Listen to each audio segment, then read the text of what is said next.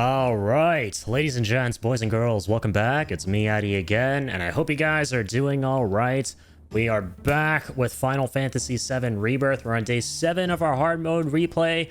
It should have been day 6, right? We were gonna finish the game on Saturday, the other day, after a crazy 13-hour long stream, but for those of you who were there, you know what happened. Sadly, we got through the entirety of the final boss gauntlet, right? Here's a little recap for you all. The last time on Dragon Ball Z portion, we got to the very last boss of the final gauntlet in the game. We got to Sephiroth, and then, dude, then that took like 3 hours, right? Because it was tough. And my stupid ass decided to, on one of my attempts, which wasn't going great against him, retry the battle, but I selected the wrong option, and I restarted from the very beginning of the gauntlet. It was 5:30 in the morning, and so I was like, God damn, that's it. Stream's over. Because if I have to do all this again right now, it's going to be 9 in the morning by the time I'm done the game. So I went to sleep, super crestfallen, super sad, but we're back, and even though we got to do all of it again, right, and even though all of it was for pretty much nothing, fighting against Genova and all the crazy bosses in the final gauntlet, we're going to do it again, all right? We're going to make it happen. We don't quit. We're not quitters. So, hell yeah, let's go. And yeah, thank you for dropping in, Chu. Hello. Just got back up to that Turk/Rufus hard mode fight. Nice, man. Hope it goes good. Best of luck. I'm here. I can rub it better for you. Yeah, appreciate you dropping in, man. Yeah, and so basically, let's jump right into this. So I've actually, I took a couple minutes, like probably 5 minutes before the stream started, just to change up some things here in our equipment. So I went back to the Slipstream Saber, just for those bonus MP gains. And I also noticed, I was watching a bit of the VOD, right, and I saw that the first Genova you fight, she always puts up the barrier. So I put Breach on Cloud so we can destroy the barrier, and also got HP Absorption, or I'm sorry, I should put MP Absorption, that's what I actually meant to do, on Fire here, so that another little something that gets us some MP back, because man, you really don't want to be losing your MP during this entire gauntlet, which takes like close to 3 hours. And also, yeah, my dog's going to be going crazy today. A lot of people coming in and out of the house. But that's fine. He's just hyped. Pretend he's hyped. He's cheering us on. All right, here we go. Let's save the game. Let's do this. Ah, man, it sucks we have to go through all this again. We're going to do it all again. And I might be skipping the cutscenes, so if anyone might be watching the VOD on Twitch or on YouTube and you're wondering, wait, why am I skipping cutscenes here? It's because we saw all this in the last stream. I'm just trying to get back to Sephiroth as fast as possible. And make back all the progress that we lost. If you guys do want to watch these cutscenes again, though, let me know. I'll be happy to let them play out.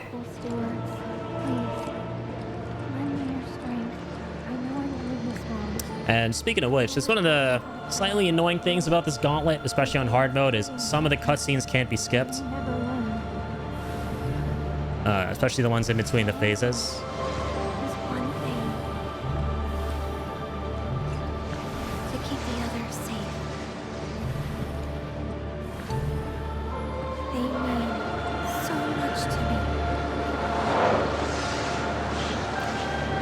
All right, Aerith.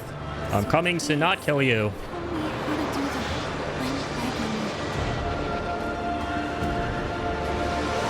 Got my work cut out for me.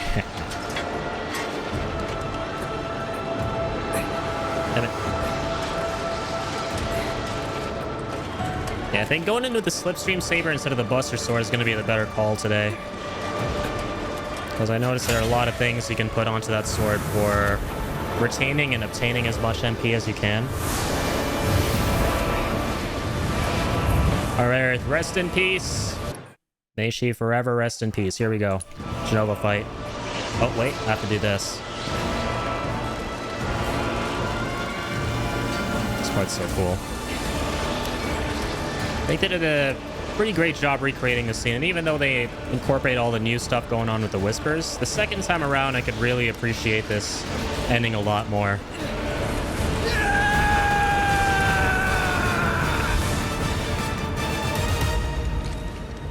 And the rest is history. F in the chat for Aerith. Again, check out the last stream if you guys want to watch the cutscenes. Here we go. Genova Life Clinger. We got this. Same party comp too, Yuffie and Red 13. Music is so good here. Bloodfang. So we're both limit breaks.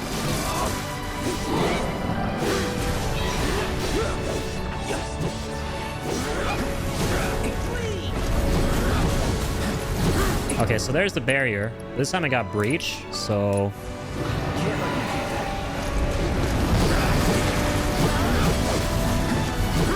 Oh, that didn't work.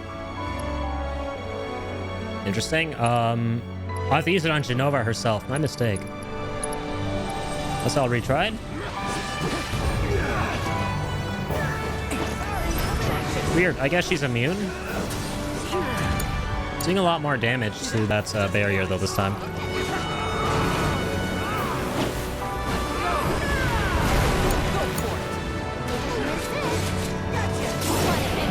All right, beautiful. That's a big pressure.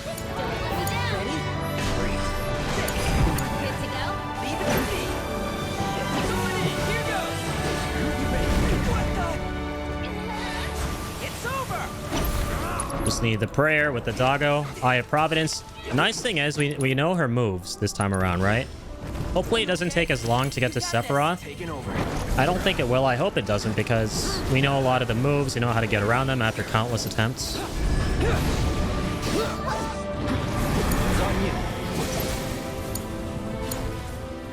Okay, so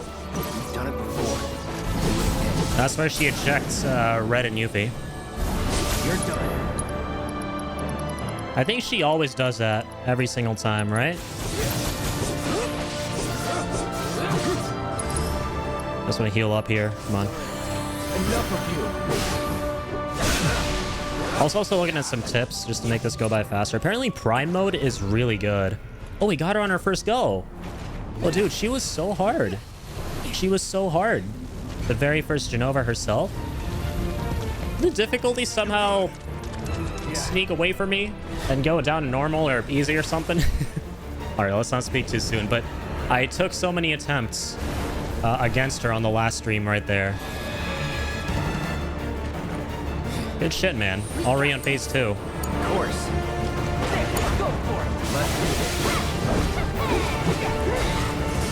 Oh, snap.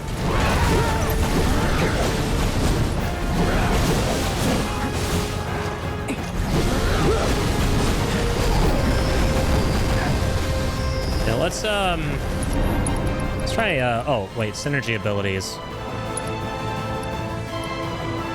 Actually, wait. Before I do that. Right, this is really good. So if you go into this, and you hold square 3 times. Wait.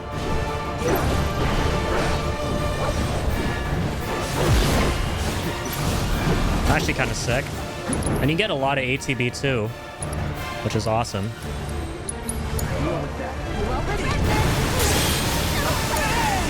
Oh, Cloud's already dead. Rip.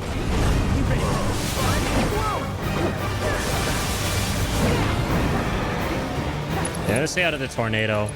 Tornado is scary. Ooh, the desecration beam. Man, we fell again. Get back up, Cloudy. There we go, finishing touch. You're not getting away. It's on you. And let's do...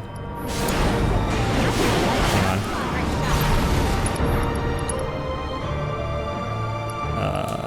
Gonna do this. Just to heal up. Synergy abilities. Yeah, let's build up some levels with Yuffie and Red for their limit breaks. Here we go. Hang back.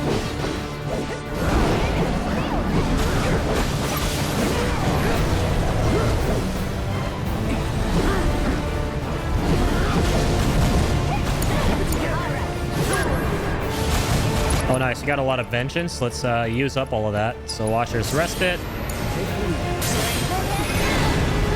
Get away from that whirlwind. Light stagger.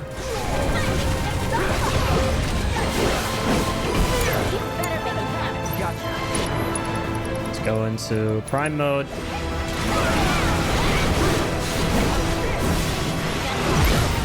Good damage, man. Good damage.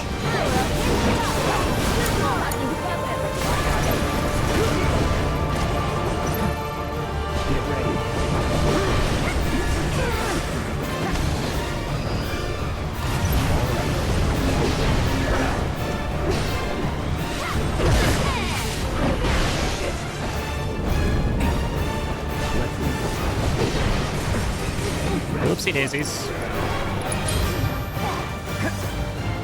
Let's not get wrecked here.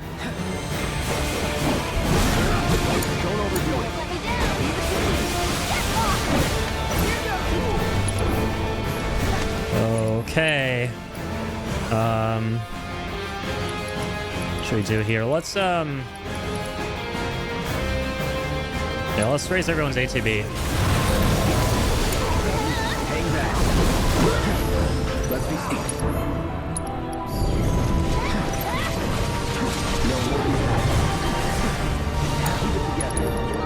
Heal everyone.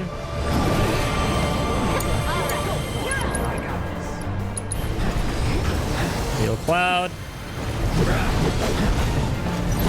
Wait for the tornado to go away. Synergy abilities. Another Maelstrom Strike. Let's get Yuffie and Red's level 2. Oh, my mistake. I did it between the wrong characters. Oh, that's okay.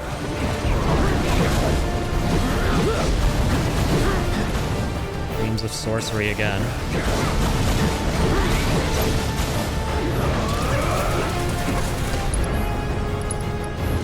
Obliterate. Oh no.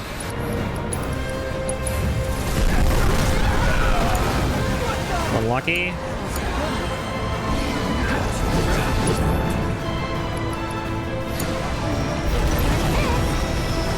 Go Yuffie here. Get close. Limit Break. Devastation.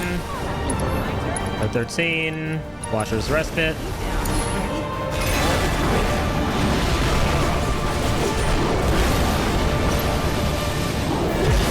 That's some crazy ATB's Cloud.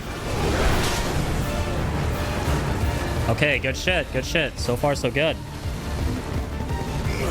2 phases down. We're already doing so much better than yesterday. Believe me. Like, yesterday, we were choking so many times, man. So many times.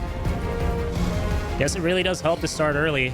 We were doing this after like an 11-hour stream, by the way. Nice. Okay, this part, we're already here. We had so much trouble the first time here. Oopsies.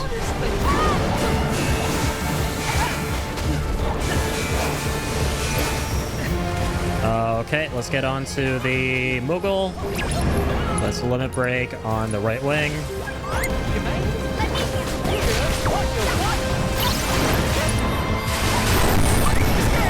Nice, that's it. Tifa and Kate always have their limits there, which is great.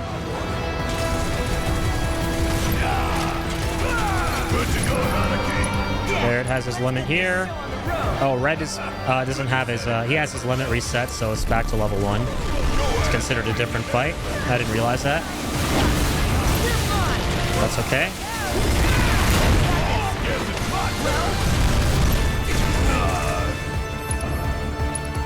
Let's heal up.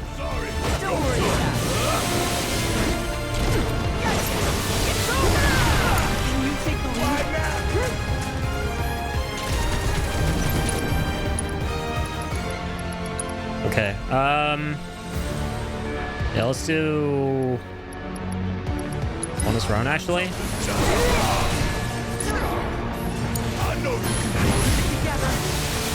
Synergy abilities, Overfang, left wing. Look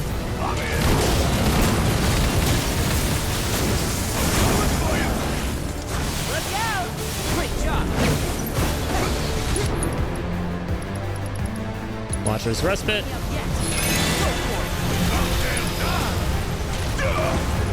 Oopsies. Leave it to me! Going in! Oh God! Watch it burn! Go floated asshole! Bring it home! Damn. He'll kick it. Hey! killed us both. Got a revival earrings though. Didn't want to have to use them. Is what it is.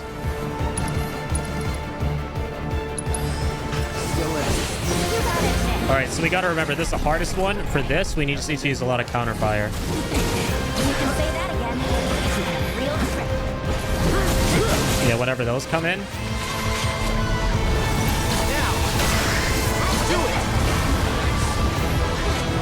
Damn. They still got me. Unlucky.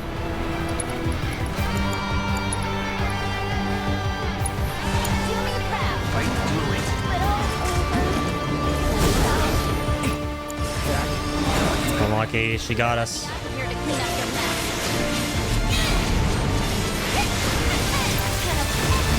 Okay. Yeah, this is the hardest one. That's fine. That's fine. We know how to do it at least.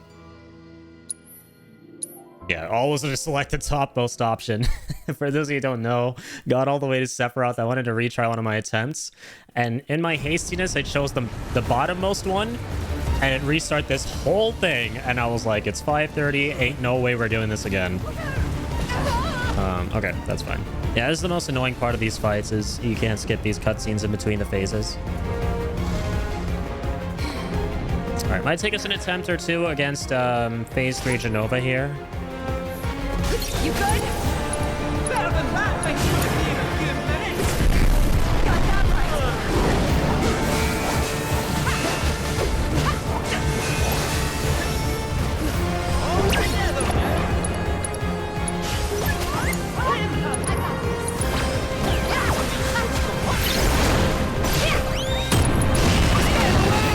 Cool beans. I got it right where I want it. Gotta love. Good to go, Dominique. Yeah, let's get this show on the road. Couldn't have said it better myself. Leave it to me.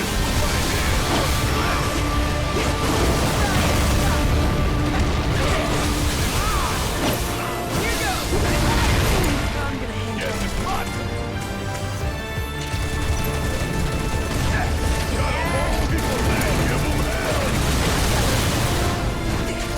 Can you take the lead?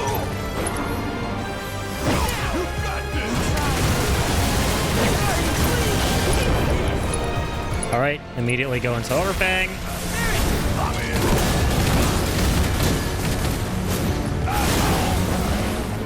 Wouldn't mind doing that again. Need my help, do you?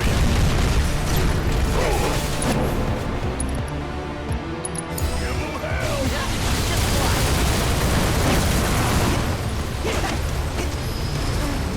Oh, stop. Last one's always gonna get you.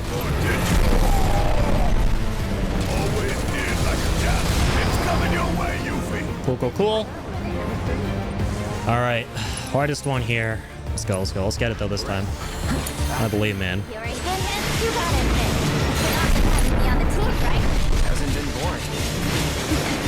You can say that again. Real trick. Ray. Taking over. You can say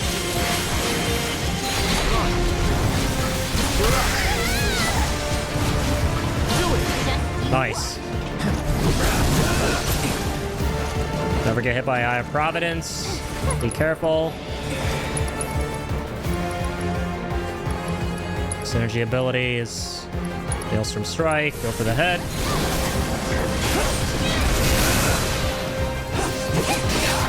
Say goodbye. It's on you. Easy, man. God damn it.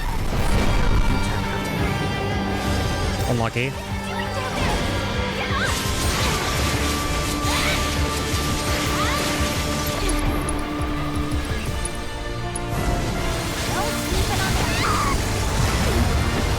That's it. Okay. No worries, no worries. We'll get it.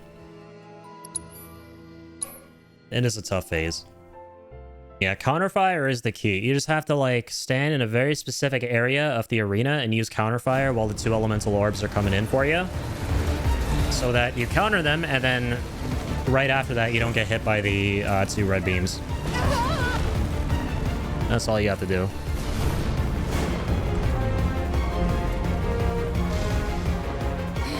At least I'm not mauling as much as yesterday. Dude, I was raging so hard at that part. You don't even know. You good? Godspeed to anyone who's about to do that part for the first time and doesn't know the trick to it. I feel for you. But yeah, the trick is to use counterfire with Cloud and Yuffie. No, oops.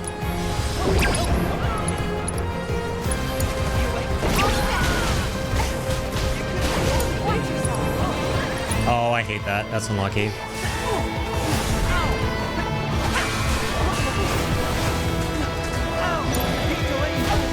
Oh, you're kidding.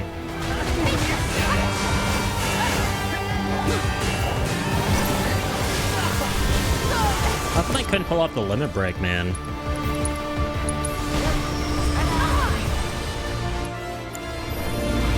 Oh, I don't want to use the revival earrings right now. Oh, that's... Oops. See, this is why this is annoying. If you go retry battle, it starts at resume at the bottom, then you go 1 at the top, and it restarts the whole battle. You gotta be so careful. Yeah, that was a bad start. Very bad.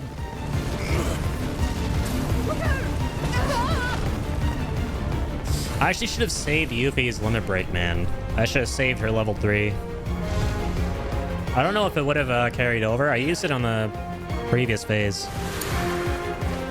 You good? Seven, that thing's gonna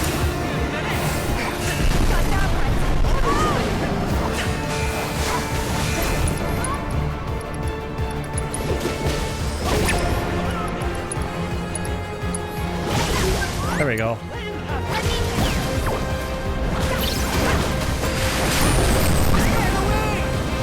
Good shit. I got it right where I want it. Good to go, Nanaki. Yeah, let's get this shit on the road.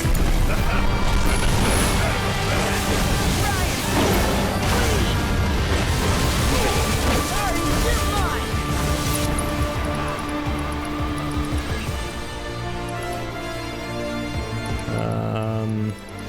Is there anything better we can do? I would just do through these. I'm gonna hang out. Yeah, I'll do it. Check out this shit right here. Oh my! Watch and learn.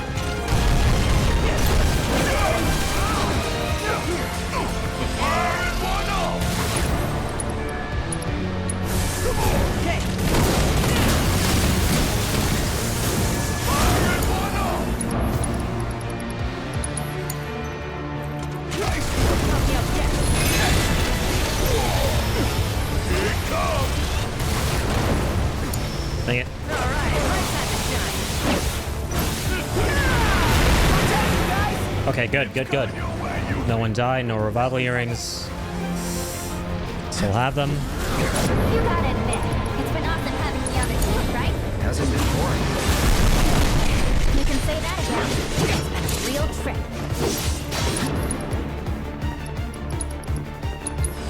All right. Deal with that. You're in good hands now. How about you All right, here we go. put that in? Ready? Now. Don't overdo it. This is funny. You totally got it. Damn. I would have failed dramatically something. Just great. Yeah, that's fine. On now. Up to the Get him back ASAP. Do it.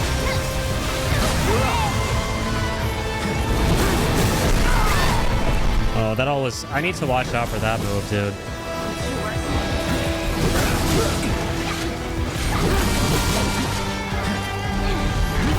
Let's go.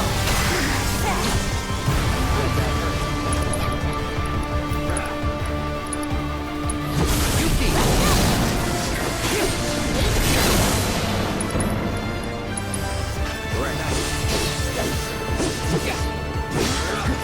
It's on you. Here I go. Now, running crowd. My turn. Do it. Alright, we're fine. Just gotta block that one. Yep, that's it. I always miss that follow-up block. Now I know how to do this fight. Good stuff.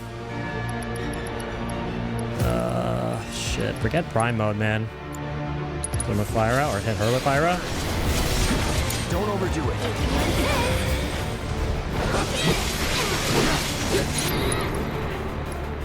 Hopefully we can pull off the prayer in time. Come on.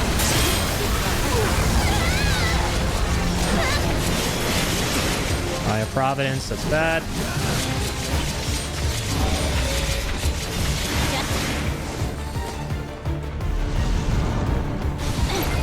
Let's go. Keep it together. I'm your one-stop club right now. Okay, here we go. Time to finish this.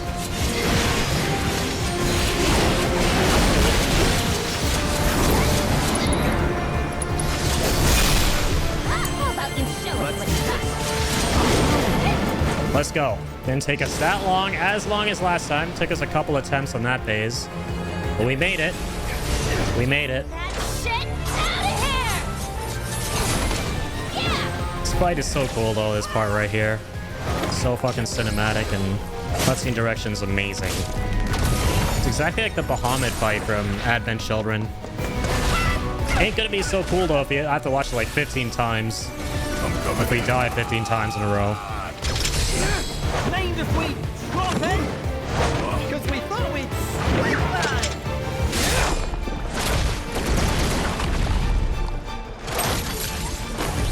Ready? Jesus, man. Cutscene direction is off the charts in this game. So it's like how, like, I've seen this cutscene like a gazillion times right now, just doing this boss fight over and over, but You're ready to go. doesn't get any... No. It keeps hitting as hard as it did the first time.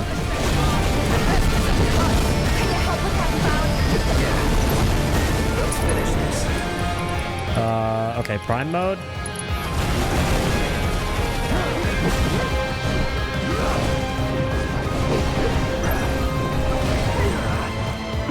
Alright, alright.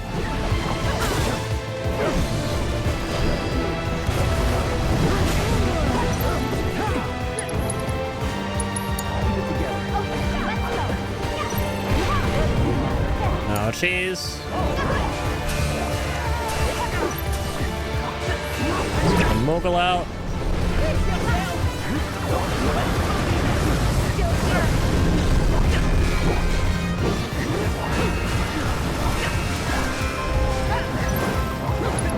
All right, let's go.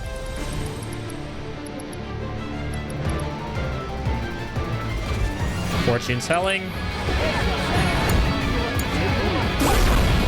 It's gonna be a lot of damage because of our high luck. I read about that last night. I was doing a lot of reading on Kate Sith.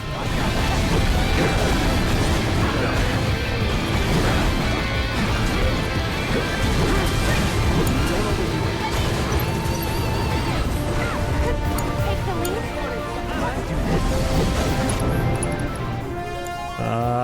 Let's keep Tifa alive.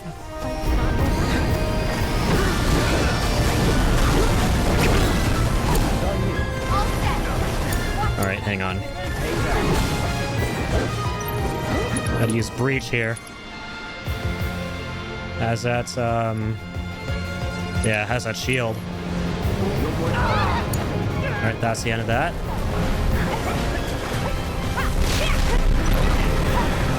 Get out of that.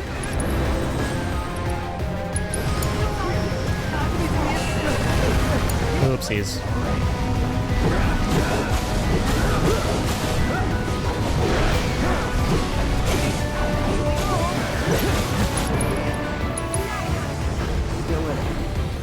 Best part about Prime Mode is you stay in it. I just realized. Don't overdo it. Ooh. The bound if you get hit by that, huh? Yeah, be careful.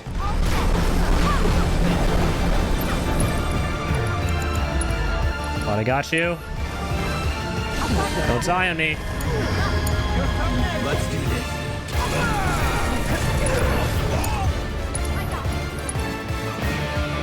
Synchro Cyclone. It's gonna be good.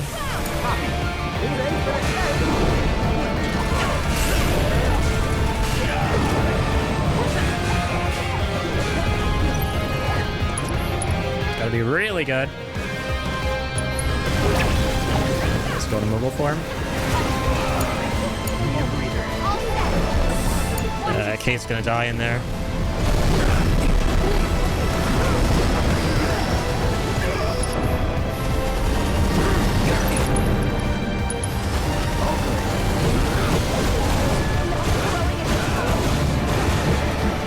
Oh shit.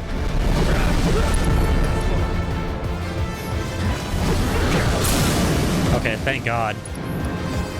Let's go to limit. Finishing touch. Actually, let's get a little closer. So what? We just make sure we hit it.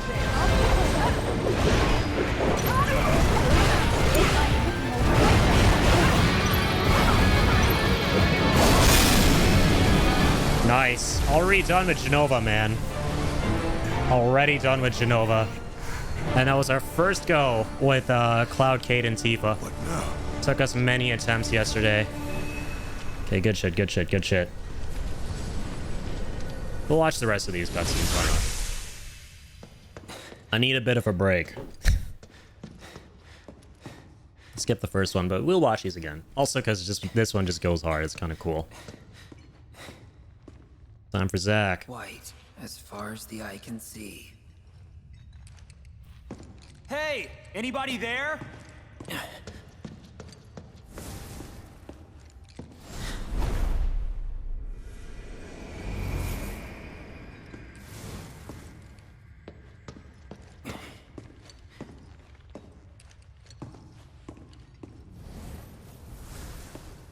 How about that?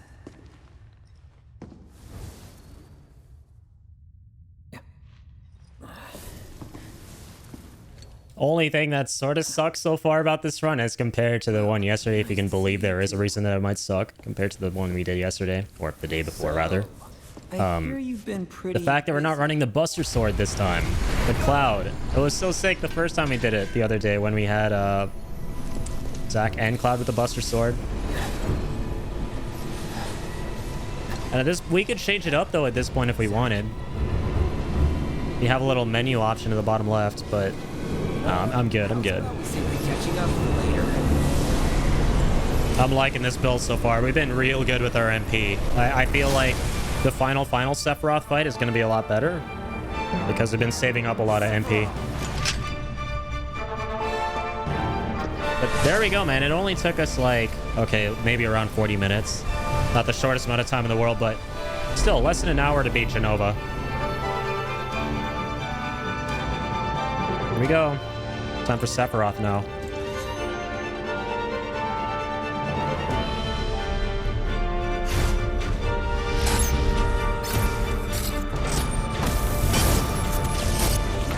Let's dance. Cloud, you ready for this? Yeah. All right. Follow my lead. Look at you taking charge. I like it. What the hell happened to you? You were a soldier. How could you turn your back on everything we stand for? Easily. Right. As long as you get what you So want. whacking him with all my Crisis Core abilities. You really got it coming. It's on you. Taking over. Damn it, I was too late. I should just go back into Prime mode, honestly. It's been so OP so far. It's almost as there. I'll kill you.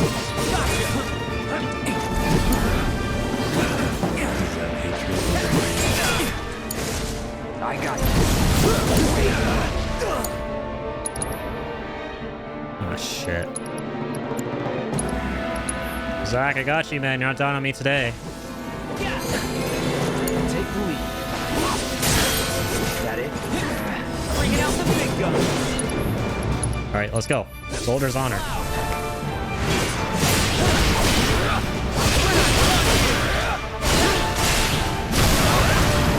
Sweet.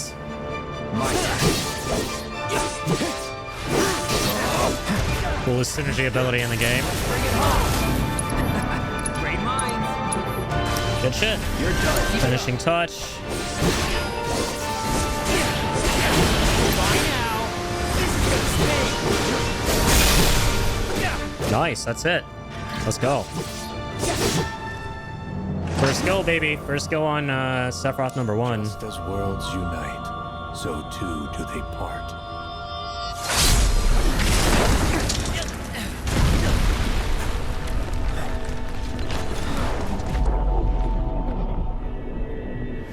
Cloud, save her!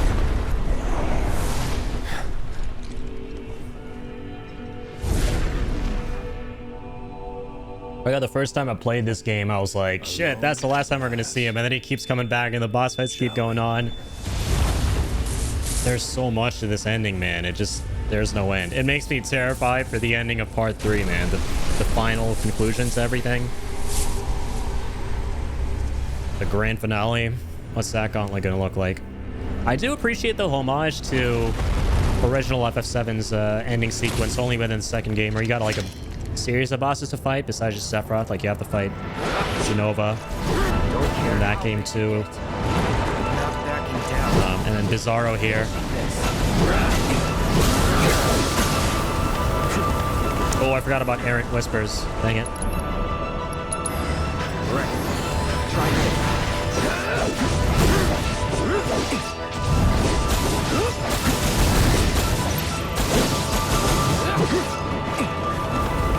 Ouchies. I didn't dodge in time. I had those we were on top of those dodges the other day. Supposed to join up with Advent Children, so I'd imagine quite different than the original game. Yeah, it's very interesting that they put out the announcement that it's the ending of the remake continuity is meant to link up with Advent Children, considering how many radical changes they're making with the timelines and stuff, but I can see it working out. The way I see it is they stopped Sephiroth's goal of merging timelines, and they're only back to one timeline. And the timelines where... Oh, unfortunate. That's fine. This is a really easy phase. The timeline where Zack is still alive ceases to exist, so it's like a bittersweet farewell to Zack by the end of all of it. At least that's where I hope it's going. And then that way, with the one timeline intact, everything just leads into the one-to-one events of Advent Children. So too do they part. I think it could be a really cool idea too to make Advent Children a DLC. Maybe even with a new voice cast, just for some, you know, as much as I love the original voice cast, right? Save her! Just for like a bit of continuity there with the remake saga. And that would be cool too. So if you want to watch like a more, you know, you want to watch the original Advent Children, that's there as a movie, but if you want to play one that's more in line with things they set up in the remake series, that could be an option.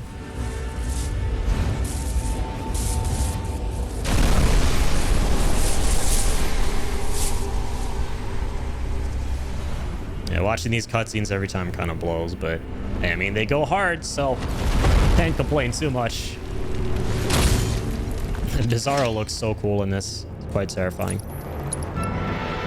Oh, oops, I did not mean to do Prey. I wanted to do Chakra. How big you get, I'm not backing down. Finishing this. Lucky.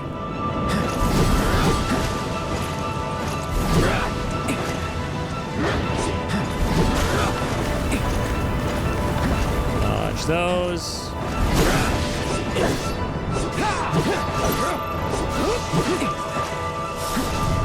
Dodge that. Just gonna go into Prime mode. I can just do that real quick. Or not. Fate Scream. Here I come. No, what? Careful, Cloud. Oh no, I thought it was already over.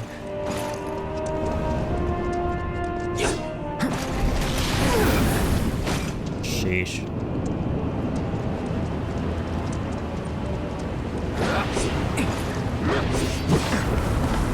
Oh, jeez. Oh, no. Oh, no. Gotta be careful. Right. Not looking good. Oh, come on. Oh, come on. This fight's not even that hard. Dang it.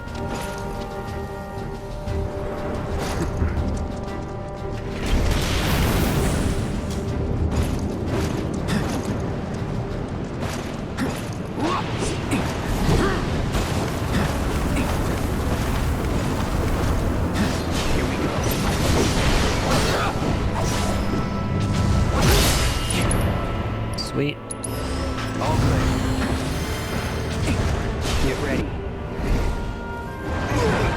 Here we go with this again.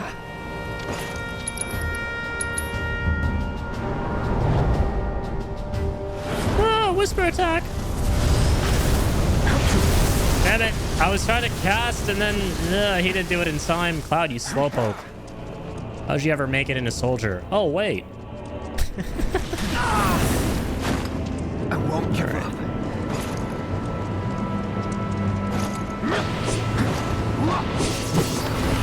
Bruh, what is going on with me today? This is the easiest phase in the whole fight. Actually having more trouble than the other night. Okay. Come on. I get too greedy and then I don't dodge Errant Whisper in time. Just as worlds unite, so too do they part. Jeez, man. Severe 2007 Crisis Core flashbacks with not being able to skip these cutscenes. Once again, as I always like to joke about, growing up when I would play Crisis Core, dude, there would be so many tough boss fights for me at that time that I'd have to like watch, because all the cutscenes were unskippable. I'd have to watch them over and over again. Shall we? To the point where I memorized the goddamn lines of dialogue. Like I was trying to recite a school play or something. Loki felt like gacked by the end of that game with how he has to like, where he reads Loveless all the time. Like if you asked me to do a gacked-esque recital of all of the Crisis Core lines of dialogue before all the cutscenes, I would be able to do that. Don't care how big you get. I'm not backing down. I'm finishing this. It's actually a good time to do all the shit I want to do. You had your chance.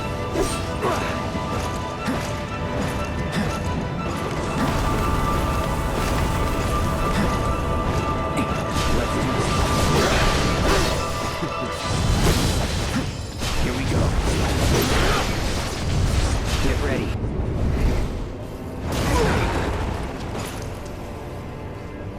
Oh, I'm still here.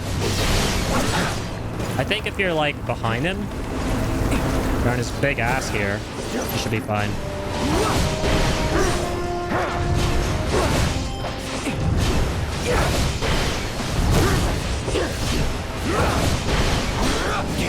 Here come the whispers again. All right. Oh, no. Yeah, that's right. I'm still here, bitch. There we go. I forgot that if you stay sort of behind him, you don't get hit by the wind.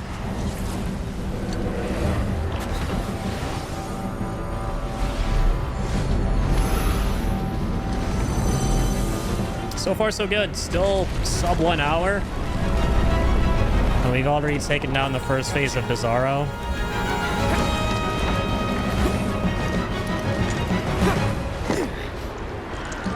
This is, once again, the most Final Fantasy 16-esque part of Rebirth right here.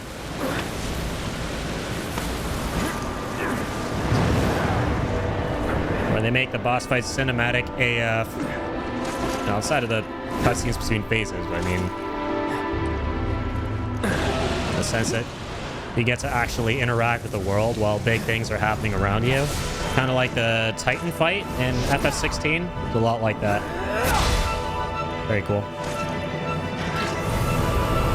Sephiroth Reborn, here we go. Come on. That's gonna hit me always. Not looking good. One of his most iconic moves.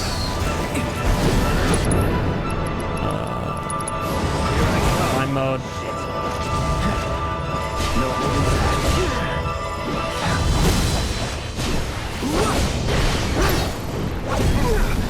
Ouch. I won't give up.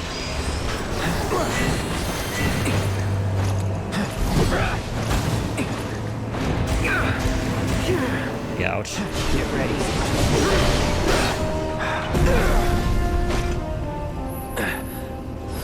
Focus. I got my ATB boost. Forgot that's how Hell's Gate works.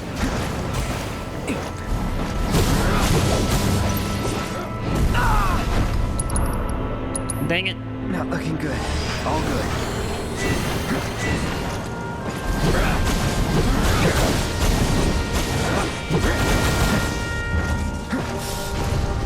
Here we go. Shit.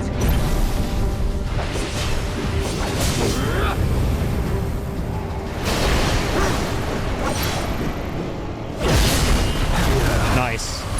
I actually kind of like Heartless Angel. Gives me some time to do everything I want.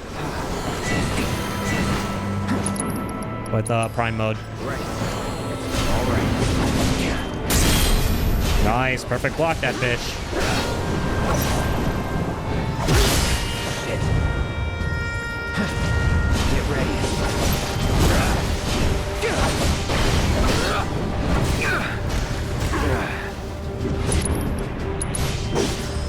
Still in. Stay at max HP.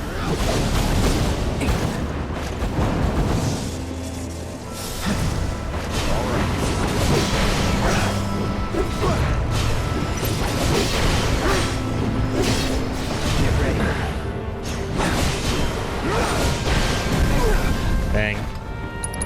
Missed that. Prime is so fun to work with, man. I wish I did it more often on the base playthrough. Or sorry, the rest of our hard mode playthrough, I mean. I see now why everyone's been recommending this. I was reading through Game Facts yesterday a little bit on some tips for hard mode. And everyone was like, use Prime mode. I'm like, I know what that is, but damn, is it that good? And it's pretty damn good, man. Still in. Oh, you got? Yo, that was so unlucky.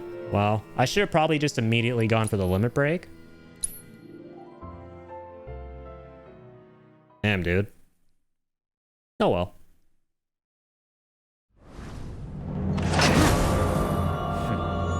Just as worlds unite, Oh, wow. too do they part. You gotta fight the first Reborn Sephiroth as well. I didn't know that. Dang. Yeah, last time we got the second version of that on our first go. So yeah, I didn't know about this. Cloud, save her!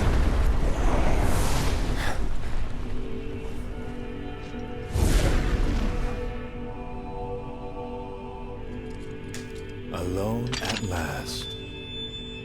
Shall we?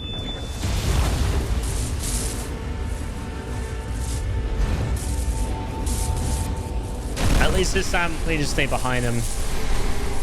Shouldn't go too badly.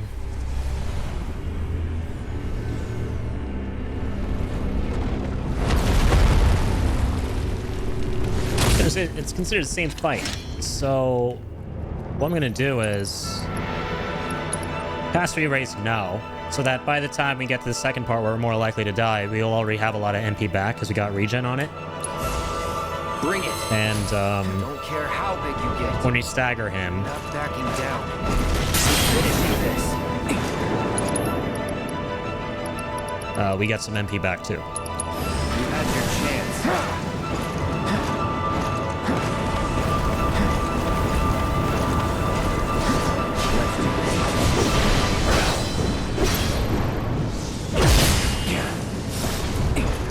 No moving back. Let's do this. Here we go. See, good shit. We're still back here.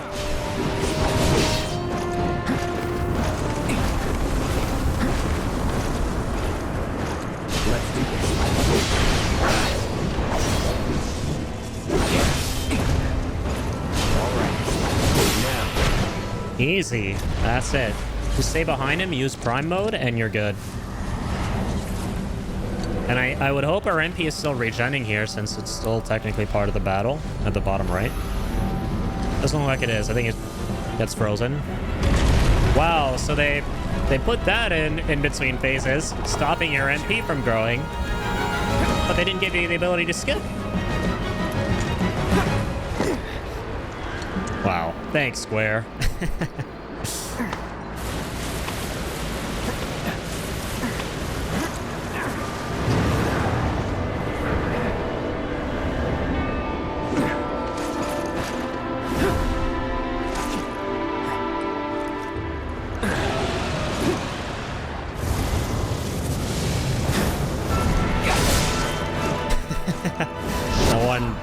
stray slash that he does. It's always quite funny. Heartless angel incoming. Won't last long.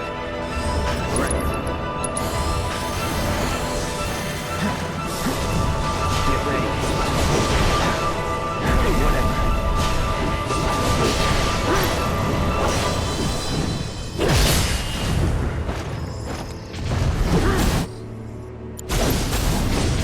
Let's do this.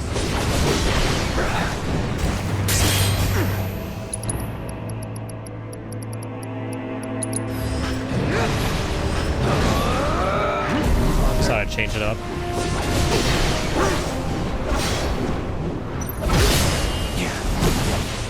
Did he actually stagger him there? Oh, never mind. He did it anyway. Come on. All good. Here we go.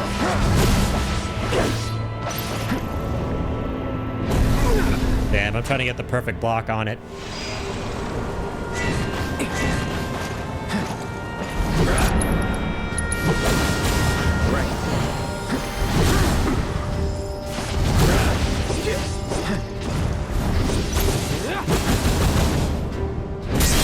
There we go. Nice. Can you finish my whole combo here? It's a Heartless Angel. Already got all my MP back, man. Wow. Well, it was a second ago. Was it 80? Oh, Jesus. Good thing I have re-raise, man. Holy fuck.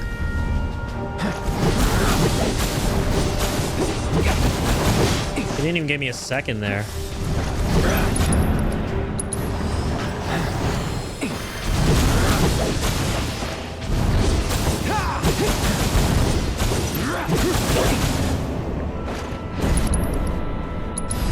All good.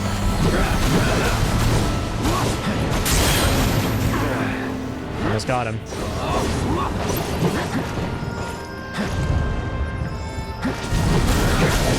Yeah, if you're kind of like airborne in this one, you don't have to worry about those at all. It's kind of cool. Here I come.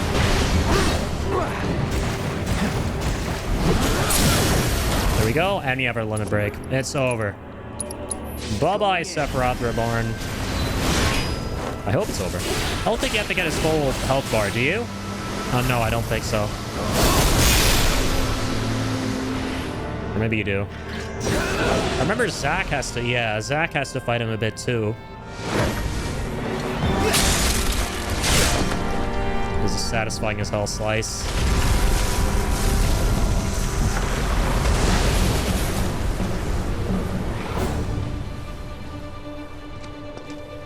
Oh, yeah, so did they. They have to fight Bizarro as well. Yeah, Bizarro actually is the whole rest of the fight until the very last Sephiroth. Hook him somewhere? Or should I say Genova Roth? Actually, no. The very last Sephiroth you fight, I don't think it's Genova Roth from this timeline. It's the Omni Sephiroth, pretty sure. Sephiroth. It's Livestream Aerith helping you against Omni Sephiroth.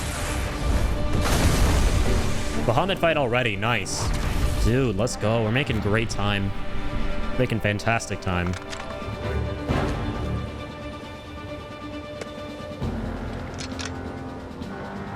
This one's for Aerith. Hell yeah. Alright, Scaly. We did get kind of lucky on this one though last time, so I'm a bit nervous about this fight. Kick my ass! Don't go to that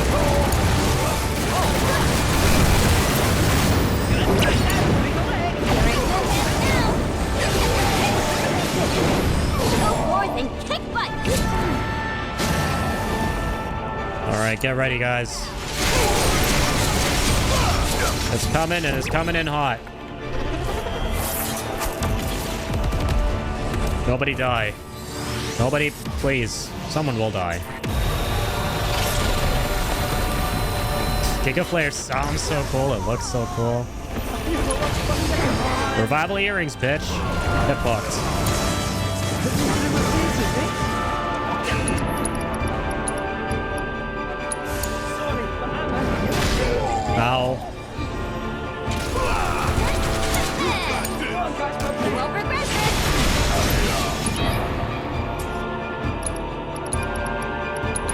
Little Barrett.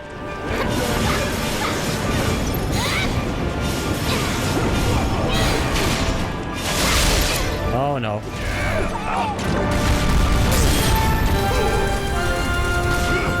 We're okay, we're okay. Now, take out the wings! Let me take care of those wings for you. Hang on. Gotta heal first. Why is it always gonna be me?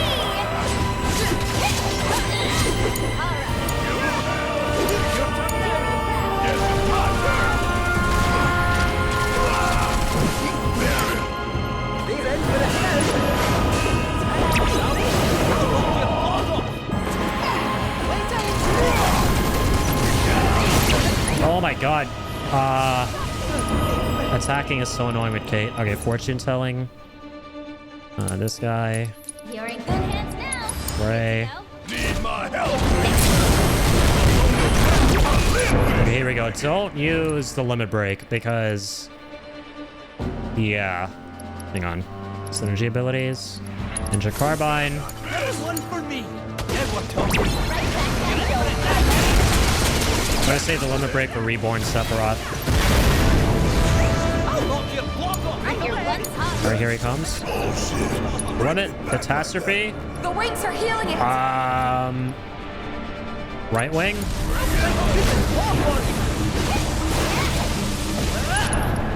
Fortune telling.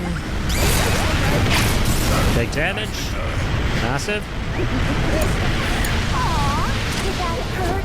Don't you dare stop that! Okay, we're doing good. We're doing good.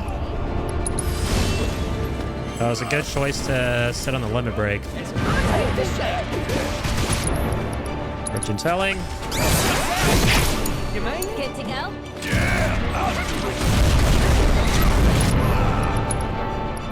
May him go around. You ain't taking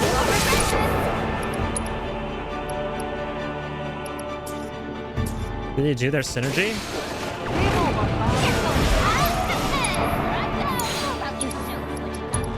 Haven't done it yet.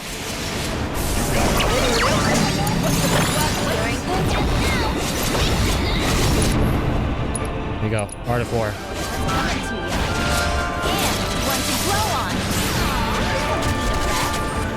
Moment's dead. Here come the arms.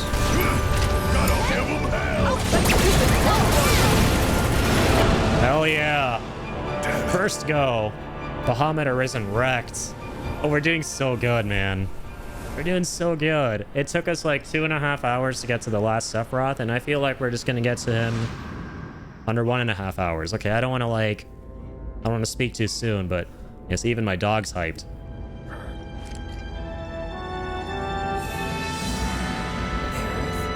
It's probably my favorite fight in the whole thing. It's so fun. It's so satisfying. Charging up his, like, it's cool that Zack's triangle ability is like, you know, prying to the sword like Angeal did, and like Zack did in Crisis Core. So fun using that ability, but we didn't use it a whole lot the other night. It was kind of tough to pull it off in hard mode.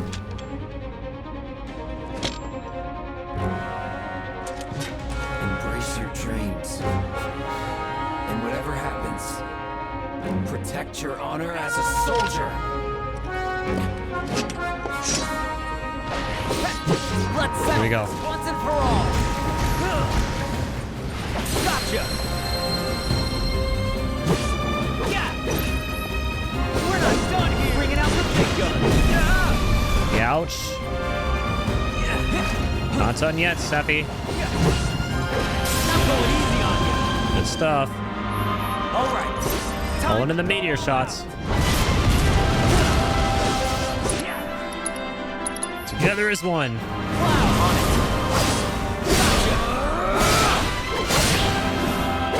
All right.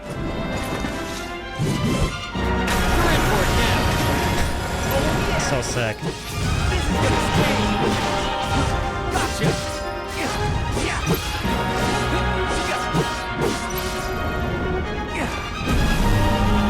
I remember that one all too well. Brace yourself!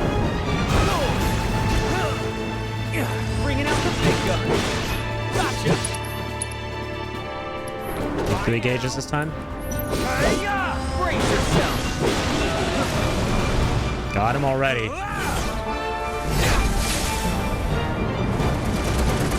So basically, Bizarro here is trying to like transcend timelines, and he's both in Zax and Clouds at the same time.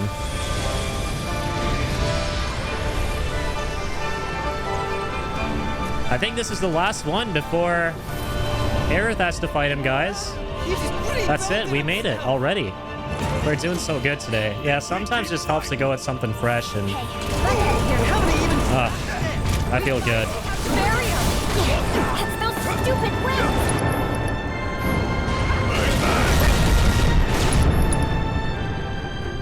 Yeah, so Barret doesn't have ice, unfortunately. Barret, Tifa, red.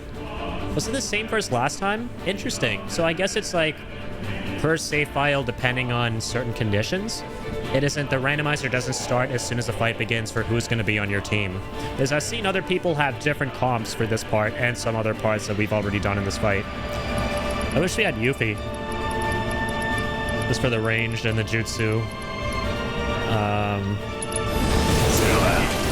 Some ice there, okay.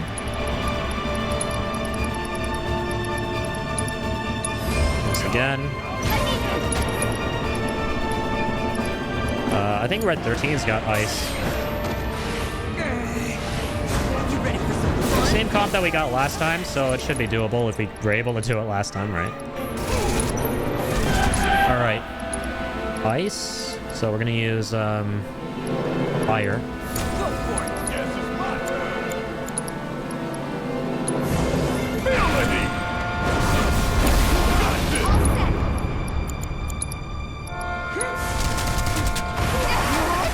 Damn it.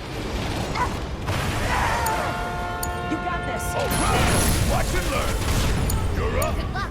Don't worry, we've got to take out the barrier. Electricity. It's those stupid wings. Sick 'em. In wind. Go for it. Oh, you're right. Just watch. Full vengeance.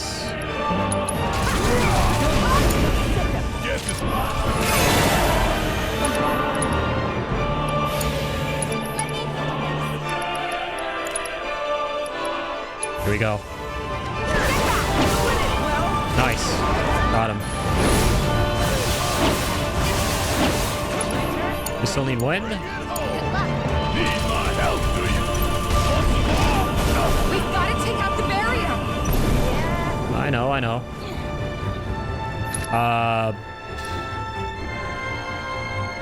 Ice, so we need fire. Oh, we have Fire-Raga, nice. Let's use it on the stronger one. Oh my god, it wasn't actually ice. I'm sorry. That was still lightning, I think. Okay, now that's wind. So we need lightning on this.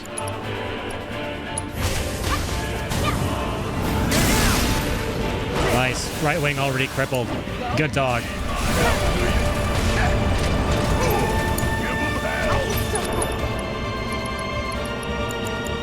Zara.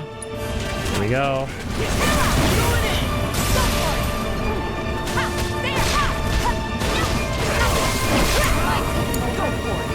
We got both wings? I think we did. Alright, here we go. Let's end this. Let's do this.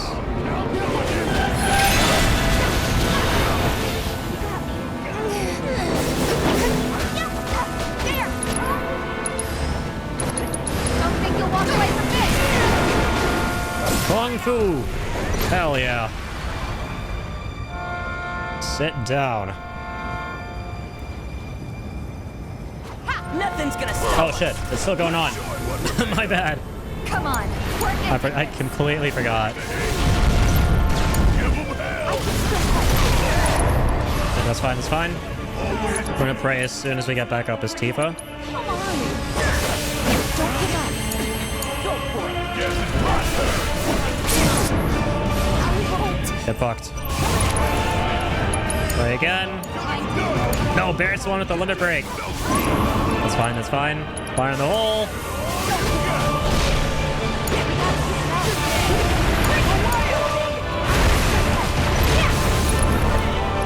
What's your synergy abilities? Oh, we should have done this. That's okay, that's okay.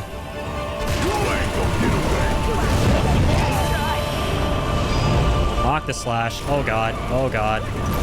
Oh god. Fuck you. Pressured though. Get wrecked. Get wrecked. Get staggered again. Avalanche 2-step, baby. That should be it. Kick his ass, Tifa.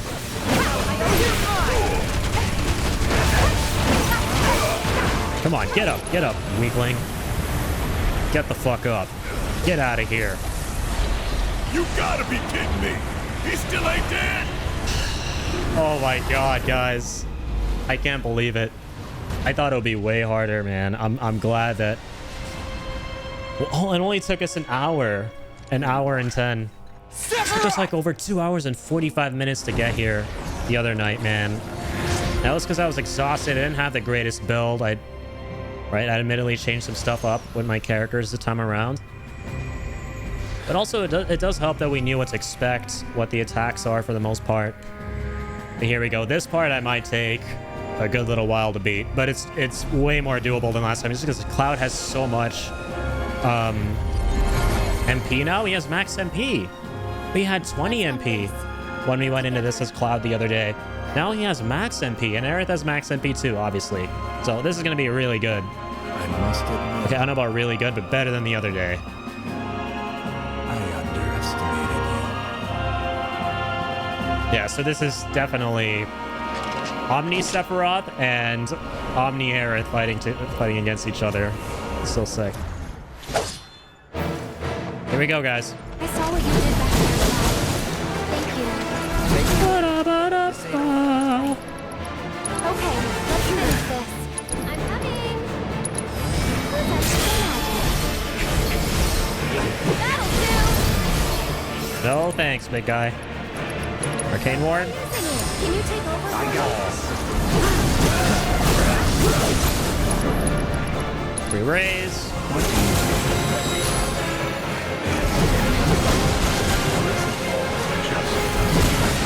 Don't even bother. That shit won't work on you. Not anymore.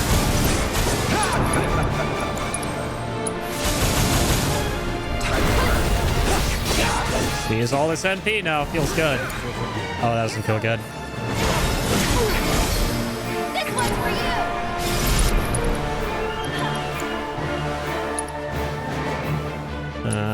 Heal myself. Keep it together.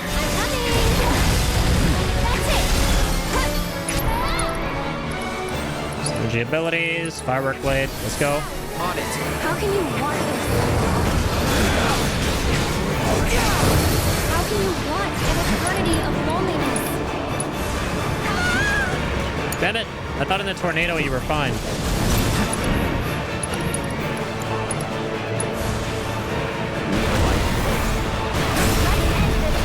Huge.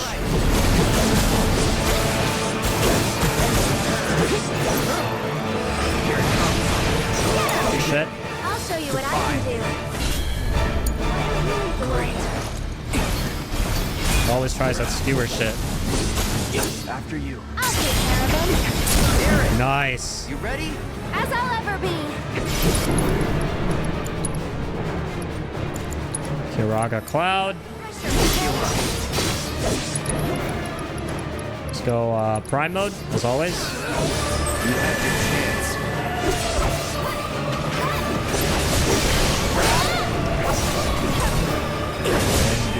Fuck you. Nice. I'll show you what I can do. That'll do. No, he got me there. Unlucky. Okay, she has her limit though. That's really good. Yeah, it's not gonna kill her. Oh, it's on her level 3. Fuck. Okay, that's fine. That's fine. I can get it right now. Soul Drain? Hang back. No, we can't. We need 2 more notches. Oh shit. Oh shit. Deal with that.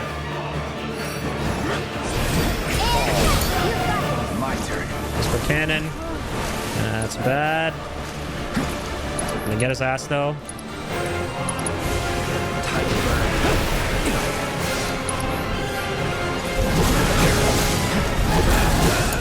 Yeah, we're okay.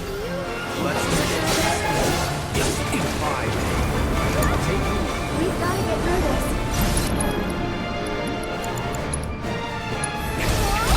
We're up here. No, I got it. Don't overdo it. So it's my turn?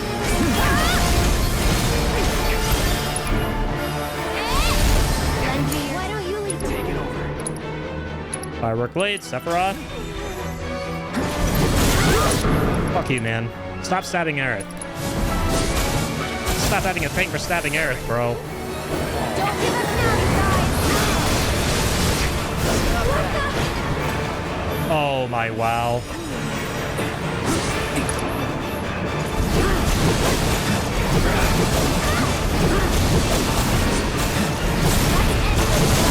All right. It's on you.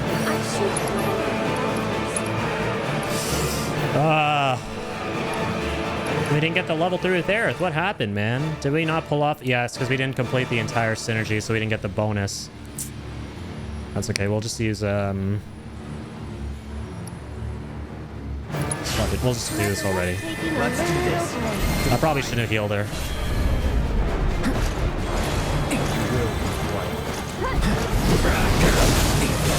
Don't overdo it. I'll take care of them.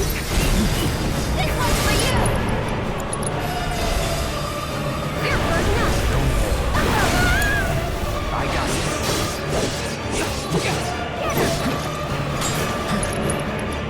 Furiosa Cerberus. Come on, deal with that. I'll show you what I Feels can good to have MP like crazy with Cloud.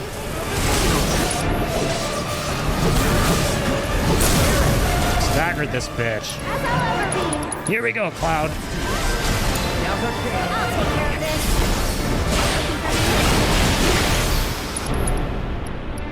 One more shot. Bye, Raga.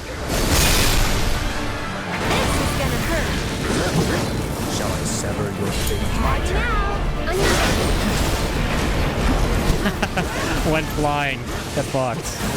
Ow, I'm sorry. Coming. That's it. Here it comes. Oh god, I'm so sorry.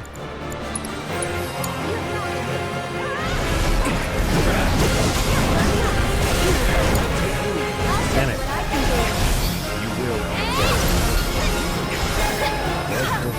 Every little bit helps. No big deal. Shit, that was a total waste. Taking over. Died.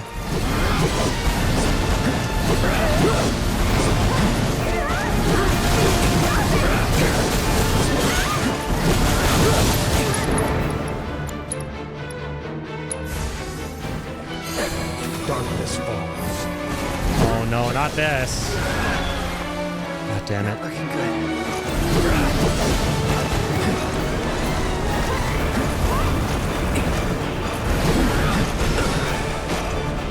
Don't worry, I can handle this. Yeah, we're dead. Let's pretend that didn't happen. He's gonna get us with that though, of course. Jesus, yeah, you need to be prepared for Heartless Angel, otherwise you're dead. But you never know when he's gonna do it, that's the issue. Sad face.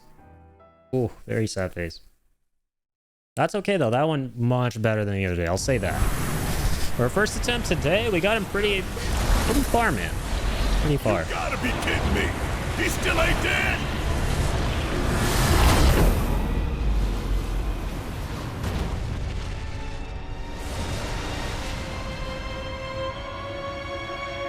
There you are. Sephiroth!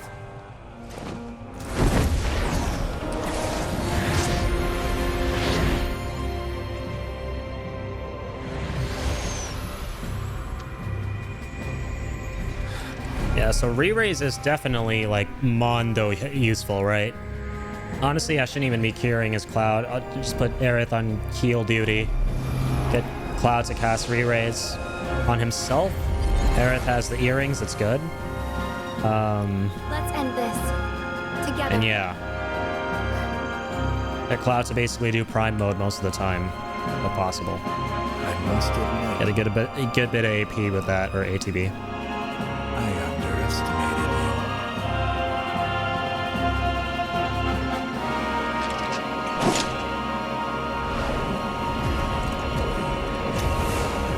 Absorbing them whispers. I saw what you did back there, Cloud. Thank you. Okay, so This ain't over. Right. Okay, let's finish this. This one's for you! Can you take over for Let's me? do this.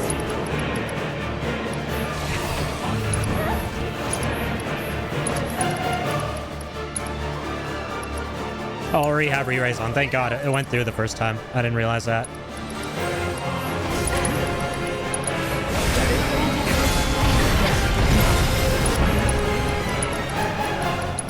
Needs more mouth. This one's for you! Is any of it real? Or is it all just a fever dream? Don't even bother. That shit won't work on you. Not anymore.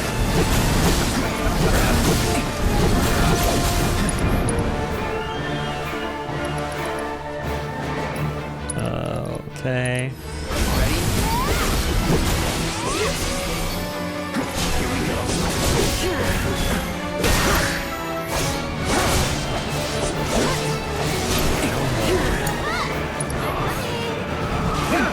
Yeah, that's gonna mess Cloud up.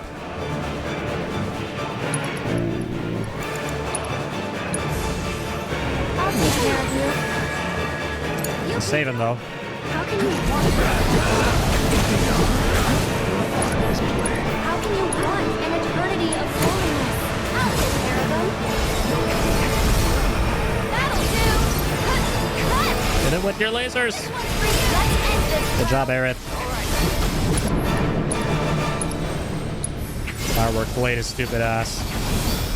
It's your turn. Great. Get ready. On it. Shall I sever your fate? Nope, no thanks. I'm okay.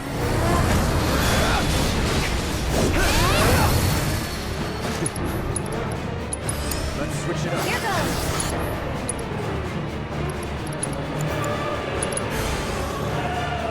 Can you take over? I got this. What? Aaron! Yeah, fuck you. As I'll ever Not today, man.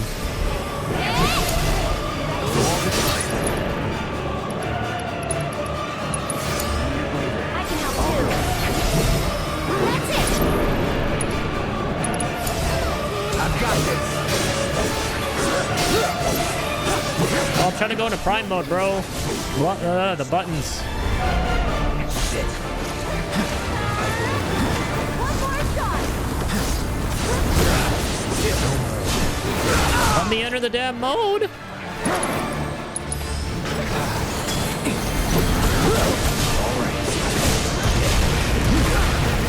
Ow. So it's my turn? Get him! This one's for you! Do it! Taking over.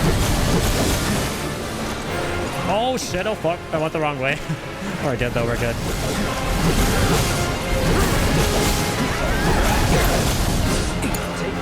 Here goes! Gotta heal, it's your turn! Don't overdo it. I'm coming! Just one more notch. Come on.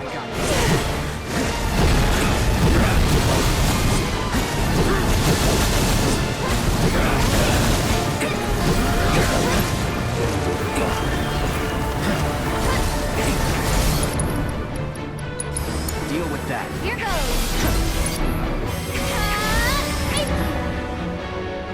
Shit. Can you take over? Let's do this.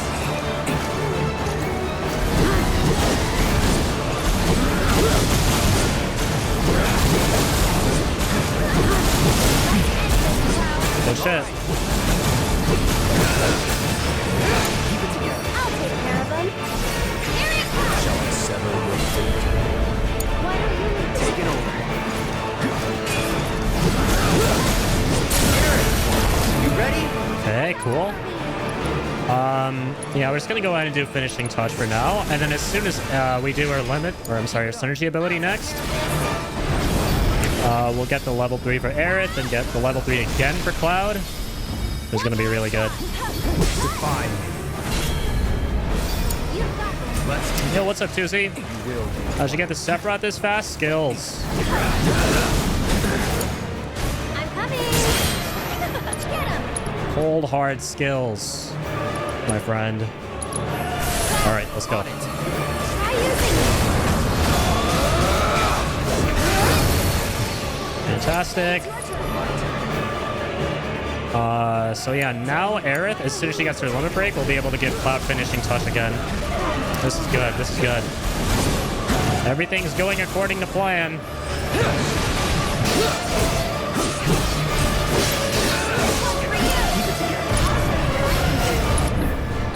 That's fine. Okay. That'll do. Pray for me. Hang down. Take the lead. Here goes. Ooh. Oh, this is good. We might not actually... We probably shouldn't do Rising Fury because he used Heartless Angel. Okay, hang on. Let's do Chakra here. Yeah, I'm taking a risk. I'm taking a gamble. All right. Let's do that. We've got to get through this. One more shot. Shit. Right here. Rising Fury. Nice. Good gamble. It worked.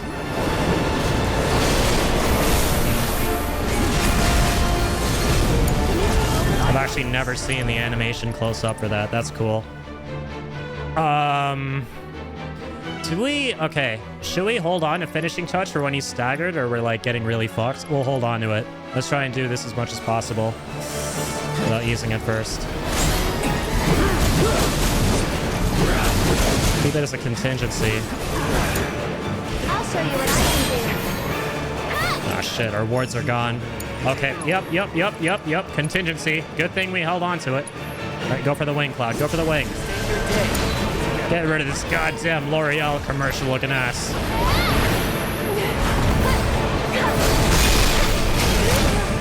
What? What the? He did it anyway. Son of a bitch. Wow, unlucky. Zero resets? No, a couple here and there, but nowhere near as bad as the other day. Yeah, we got to this in like a little over an hour. Aerith's gonna come back with the revival earrings. All right, let's heal ourselves. So it's my turn? This one's for you!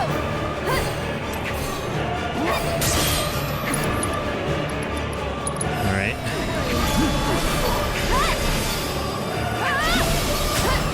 It's too far, brother.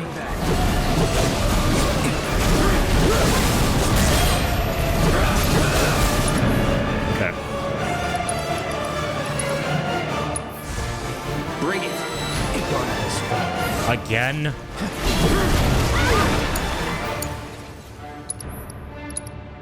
Are you for realsies?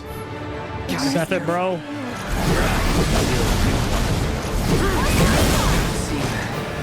It's fine. At least we have re-raised here.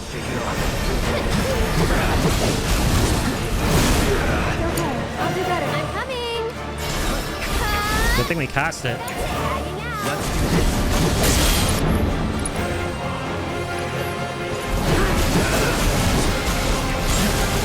One more shot! End this, Cloud. All right.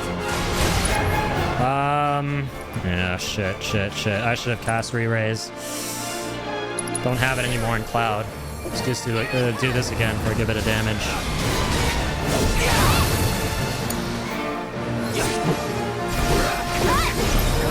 This one's for you!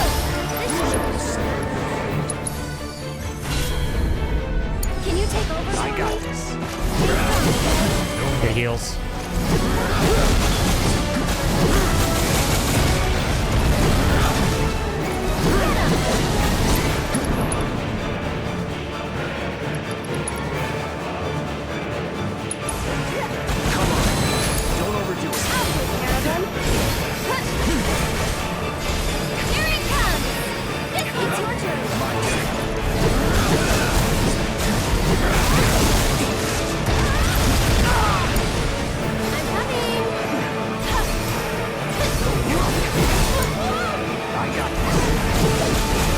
Will you endure? God damn it, god damn it, god damn it. Shut. Hurry up. Get fired up! No! Yes! No. Oh, we have to go for the... I'm so fucking dumb, dude. No, I get how it works now. So you have to get the wing and the sword to stop it completely. Getting one of them will weaken it. Okay. That's how you didn't absolutely fuck us last time. That makes sense to me.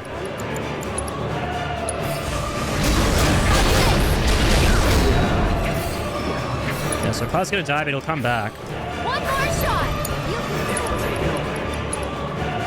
Yeah, finishing touch. Dude, we're gonna wait for his final phase. I remember it from the first playthrough, which is insanely fucking scary. And, well, he is finishing touching the final phase. That's it. That's it. And we win the fight. We beat the game.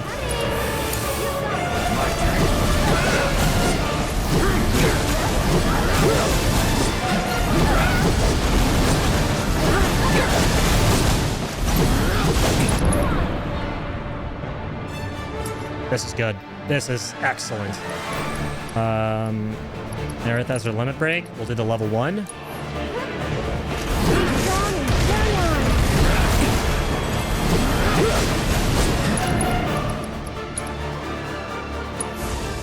Bring it. I'll show you what I can do. That's it! Oh dear, man. Here we go. All right, here we go. Here we go. It's happening. Strats.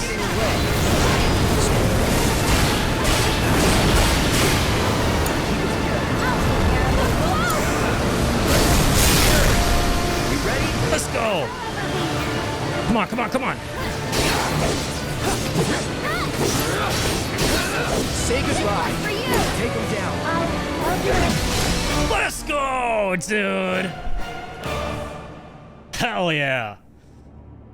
That's hard mode in FF7 Rebirth, ladies and gents. And I think we got him on our second attempt today. Let's go. Also, it's so much better than the other night, man.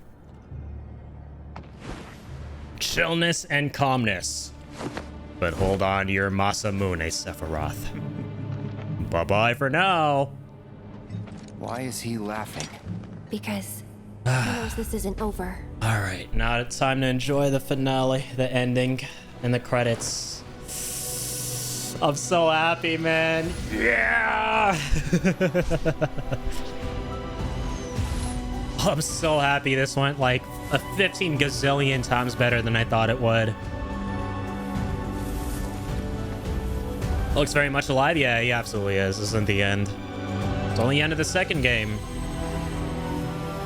Right? Thank you, Sephiroth. I mean, Aerith. Fuck you, Sephiroth. Everybody's waiting.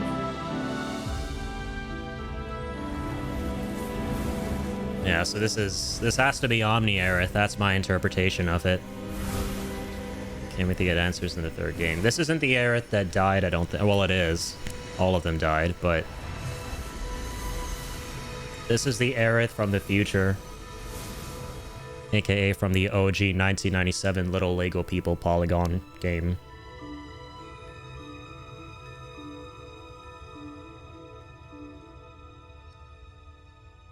So this Aerith is from the future. The Sephiroth we fought is from the future.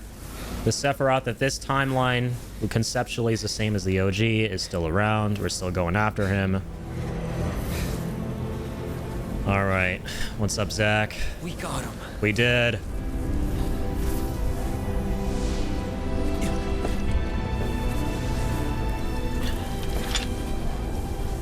Yep, you missed some truly dope shit. Time to say goodbye. We got some fights in the gauntlet with Zack as well, where we got to fight with Zack alongside Cloud. Against, yeah, Sephiroth himself. See ya. See you soon, Zack. And the Crisis Core fan service is so good, especially with the music. Price of Freedom sounds so good as always from Crisis Core. Okay.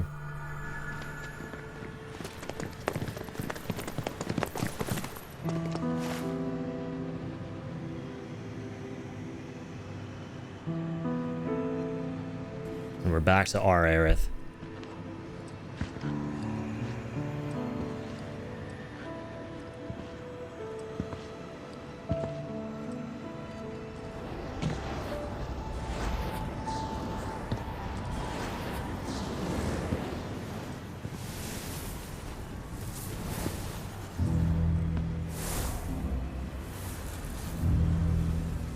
Yeah, and he's gonna be in denial over it.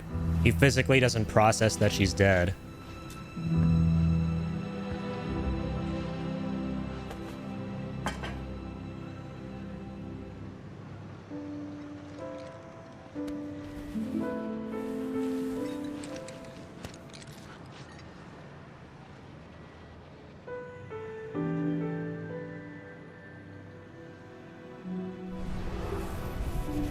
So yeah, in the OG, he takes her to the water and puts her in there. We don't see that in this game. The most iconic shot of... Wake up. Most iconic shot of FF7. We're probably going to get it in the third part as a flashback when Cloud's a normal person.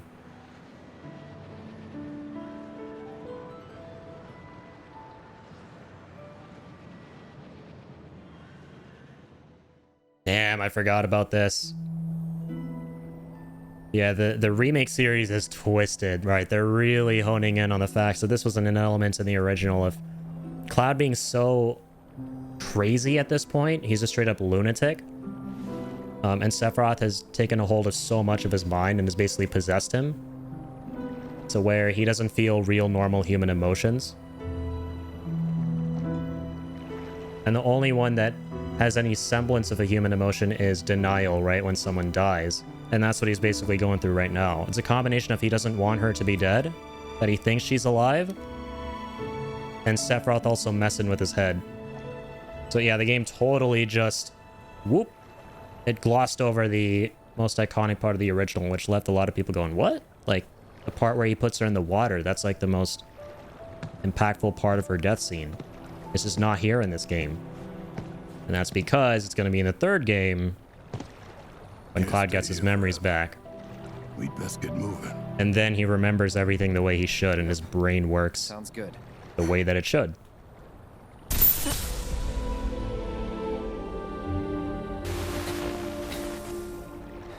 He's blocking out parts of his memories. This ending makes so much more sense the second time around.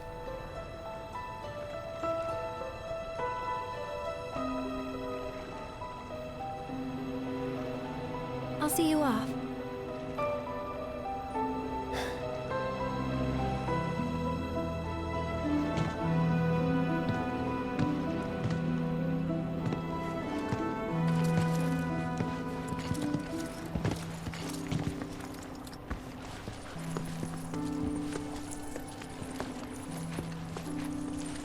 Game's heavy, yes, emotionally speaking and intellectually speaking.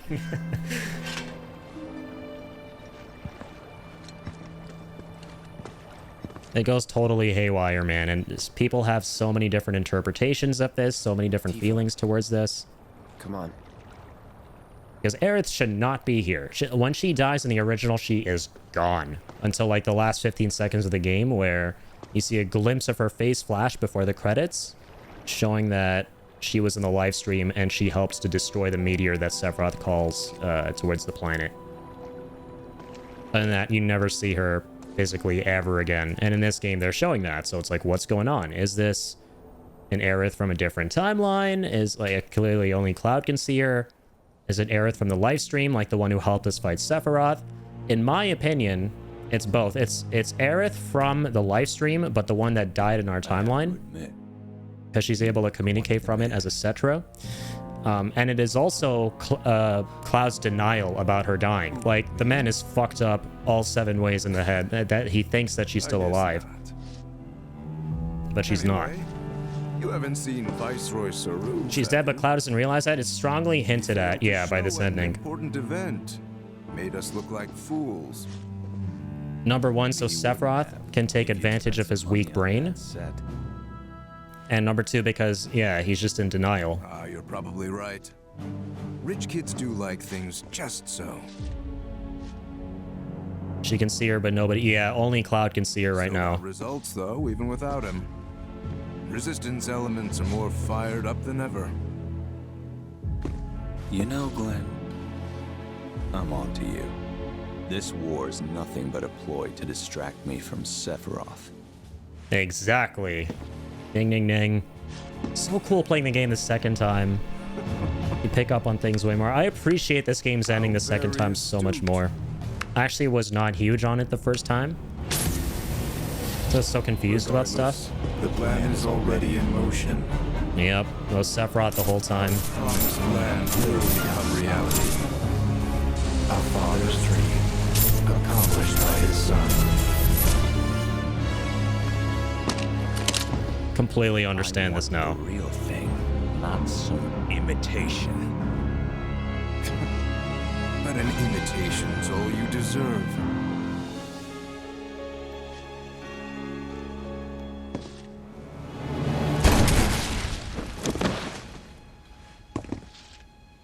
Capped. Yeah, the real Glenn died a long time ago. In the back. Just like old times. I didn't understand what the hell was going on the first time I played.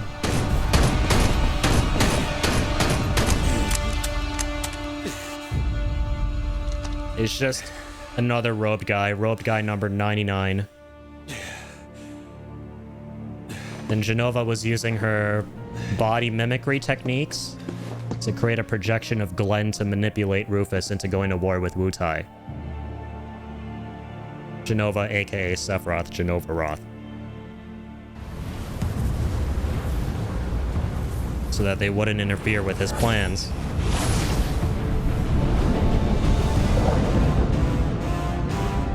The third game's gonna be so fucking sick. I cannot fucking wait. Cannot fucking wait for the third game. Especially after playing this a second time, where I appreciate it so much more.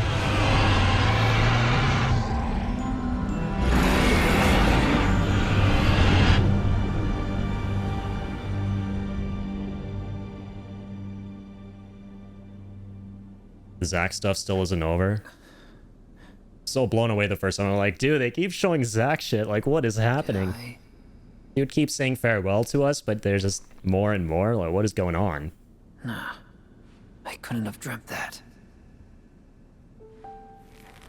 It all felt way too real.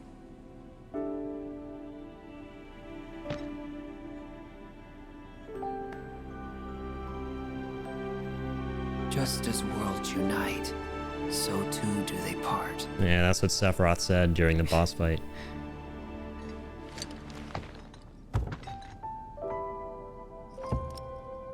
But Price who's of to freedom. say they can't unite again. Foreshadowing. So I was talking to Trax, cool dude in the FF7 community, another awesome streamer. Basically, he was talking about how he thinks that Zack at this point is in our timeline, and that Sephiroth's plan to merge the timelines actually worked, and they're already merged. And now he's physically taking up the same space that we are in our own timeline. Yep, the price of freedom is steep. Best song in all of FF7 media. And they don't play the exact version of it in this game, but they play bits and pieces of it in a different style, like they just did right there. So it's some amazing Crisis Core fan service for fans of Crisis Core like me.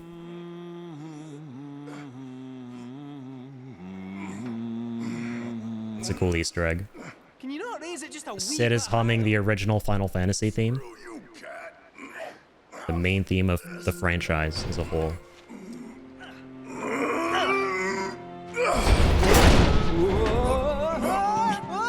Oh shit! Nice catch. So, what Aerith actually do anyway?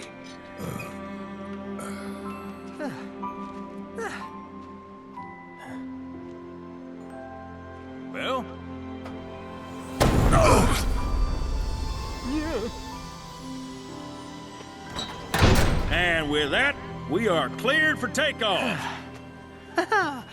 Finally!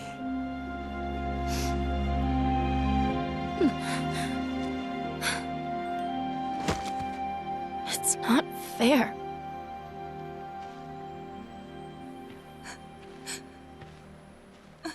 Poor Tifa. She lost the most out of everyone there.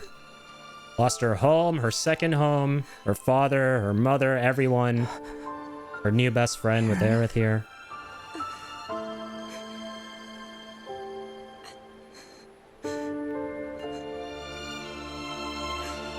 So this Aerith, she's actually here. That's why Red can sense her, because he's also an ancient who has certain abilities that allow him to communicate with the planet in a different way from the Cetra. So she's watching over them from the live stream. But only Cloud can actually see her. Both because I think she wants him to, and also because he's, again, in denial about her being dead. The reunion. Hey, you coming or what? Bro has lost it, man. Yeah, one sec. So cool. The black materia just dissolves into the sword.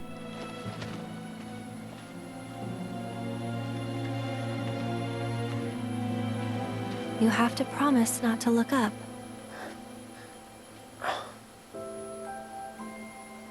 Don't look up. Well, now I gotta look. Cloud is fucking crazy. Fine, but don't let it get to you. Don't let what get to me? It's not real. Just an illusion. Now let's go get Sephiroth. He's hiding up north. North. Trust me, he is. Soldier's intuition. Oh, yeah? Better hope you're right.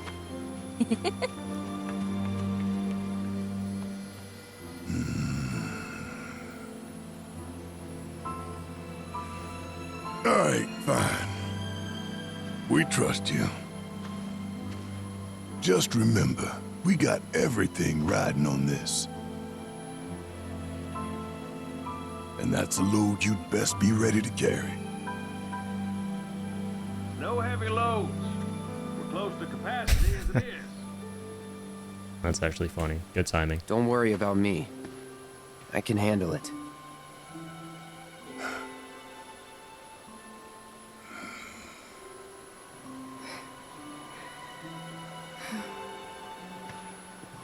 Tifa doesn't say a single word this entire ending. Already know everything you need to about where she stands on things. You gonna be okay getting back?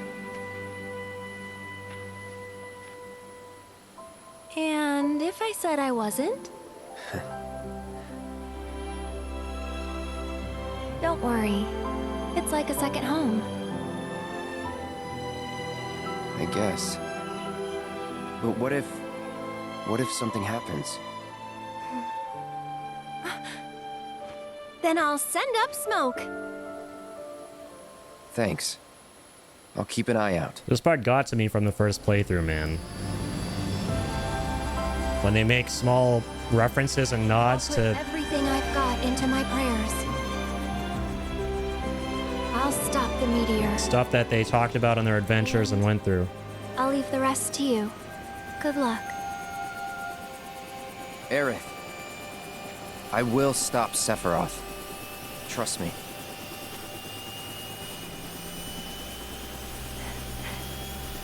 You promise? Promise. All right. Better stay true to your word there, bro. Better stay true to your word. Anything can happen. Lots can happen.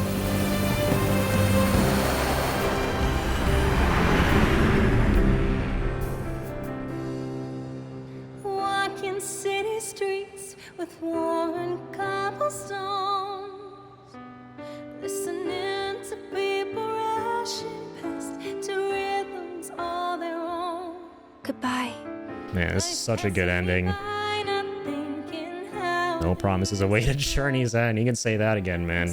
Cloud's about to break a promise and then some. Not just one promise, a couple. Many. All of them. Dude is not himself. Let's go. I'm gonna clap again, man. Even the second time around. This is so much more enjoyable the second time around, narratively speaking. Mainly because I understood things, right? And even if I didn't understand them exactly the way the writers intended, I at least have my own interpretation of things. The first playthrough, your brain just goes into logic mode trying to figure shit out.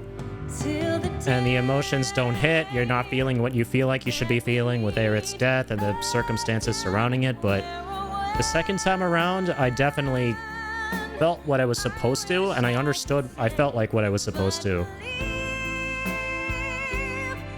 So good. So good. I was actually tearing up when the credits rolled the first time, man. The last 15 seconds hit me. When the plane takes off and she goes goodbye, man. Right in the feels every time. So good. That's how you end the second game.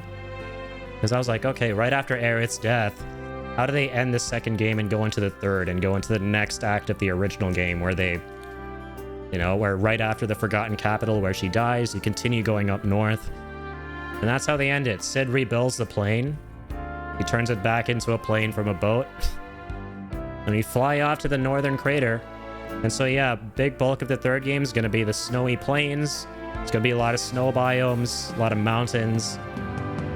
Then the North Crater, where Jenova originally hit the planet, and then we're going to go there, and then that's where Cloud finally breaks, and Sephiroth fully takes over his mind, and Cloud gives him the black materia, and he calls the meteor to hit the planet, and it's game over, and then you gotta, like, try and desperately stop him.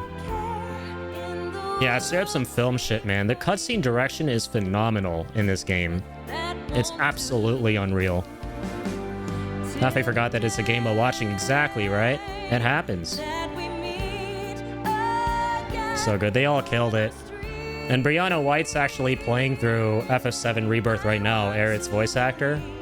And I keep tuning into her streams every now and again, and they're so wholesome, man. I love seeing her reactions to stuff and the line she recorded. Very adorable. Matt Mercer, the man, the myth, the legend. So yeah, the very end, right? We gotta, like, talk about this again real quick with all the knowledge I now have after second playthrough. So the very last scene where Cloud talks to Aerith in the grasslands, right? And no one else can see her. I've seen some theories floating around from other people saying that Aerith isn't actually Aerith, and it's Sephiroth creating a projection of Aerith, or Jenova messing with Cloud's mind, because they're able to do that, right? And making Cloud think that he sees Aerith so that they can continue manipulating him and breaking him down and further destroying his sense of self, because that's what Sephiroth's goal is, right? Or Genovaroth's goal, rather. Their goal is to basically make Cloud not even feel like a human being and feel like he's a puppet, right? So that he completely melts down and goes, here's the black materia, and he just, that's it. At that point, he gives Sephiroth the black materia in the OG, and he falls into the live stream as the weapons attack, because they can sense the meteor coming to the planet, and that's another thing that's going to be awesome, are the weapons in Part 3. The giant fucking Godzilla kaijus, man. Can't wait. And then, yeah, Tifa, you have to play as Tifa for a long time, and that's going to be really fun in the third part. She takes control of the group with him gone, and they try to find him. They find him in Medeal, and then they fall into the live stream again together, and then, yeah, Tifa's going to bring him back, help him get all his memories back, and then I think what they're going to do with Part 3's presentation of that moment where Tifa falls into the live stream with Cloud is they're basically going to extend it, right? He's not just going to remember what actually happened in Nibelheim and who he is and who Zack is and all that kind of stuff. He's also going to remember exactly how he buried Aerith, because this game totally glosses over that, right? She's just dead. He's holding her 1 second, and the next they're all sitting next to the water, and you're like, what happened to the most iconic scene in FF7? There's no way they could have forgotten it in the remake continuity, given how every single, even the smallest scenes of the original FF7 have been recreated with so much majesty. Like, how could they have forgotten that? They didn't forget it. So the people who are worried and the people who didn't like this, like, dude, rest assured, they know what they're doing. They're gonna make it hit way harder because they're saving it for the last game, and they're saving it for when Cloud gets all his memories back, and that's gonna be how they end that whole sequence. Is right after he remembers he wasn't a soldier and he remembers Zack, he's going to remember how he buried Aerith and put her in the water and that she's actually dead, and he's going to be a normal dude after that, and it's going to be so interesting to see, right? Cloud not being a douche, bitch, asshole all the time. And the same voice actor, Cody Christian, presenting a very different side of the character, right? It's going to be so interesting, and I can't wait. That's actually my... Dude, forget the weapons. Forget going to the North Crater with, you know, the black materia and the meteor. Forget all that. My most anticipated thing is seeing what Cloud is going to sound like and act like in a full 3D game once he has all his memories back. Like the peak version of Cloud, right? And the fucking high wind scene, man, which we can look up right now on YouTube because it's so good. It's my favorite scene from the original FF7. If you guys are interested. Oopsies, that's my YouTube. Just pulling it up. It's gonna be so tragic, dude. Yeah, it's gonna hit hard. They definitely know what they're doing with the characters, and I've never seen a better understanding of characters being done in a remake before. And it just helps so much. It's all the same guys that did the original, and you can tell they haven't lost, right? In all over 20 years of the original FF7 having existed, you can tell they haven't lost their love for their characters. And that's just the most wonderful thing to see in these games is they look, they act, they sound, they feel exactly the way they did when you played the original game, when there was no voice acting. There were little people on a screen with text boxes. But they've just been expanded so wonderfully, and I can't wait to see how the story ends. Even though they're adding in all these things that weren't in the original, like timelines and multiple Sephiroths, multiple Aeriths, and Zack being alive in a different timeline, all this new shit. I'm confident it'll all end in a way that makes sense and is satisfying and ties up loose ends. Also, mainly because they did confirm, and this is the most interesting thing, they confirmed that the last game is going to lead in to Advent Children, which is the sequel movie to the original Final Fantasy VII, sequel movie that came out in 2005. So for that to be the case, they need to end the third game exactly the way the original game ended, right? Even though they're setting up all this timeline shit. So where I think they're going with this, right? The future Omni Sephiroth, right? That is from the original, is from after Advent Children, all of it, who's come back in time, who we fought at the end of this game. His plan is to merge the worlds together.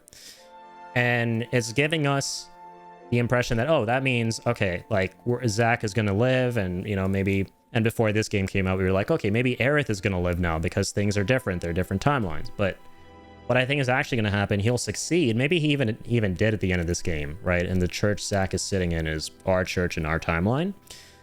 But I think they're doing that so that they can hit us harder with the reality that Zack isn't going to live. And he is actually going to die just like in the original. Because I think the way they're going to end it will be very bittersweet, where we'll defeat both this Sephiroth that we're going after, right, who's currently in a coma, merged with Genova's head and all fucked up in the North Crater, the one that's like messing with Cloud's head.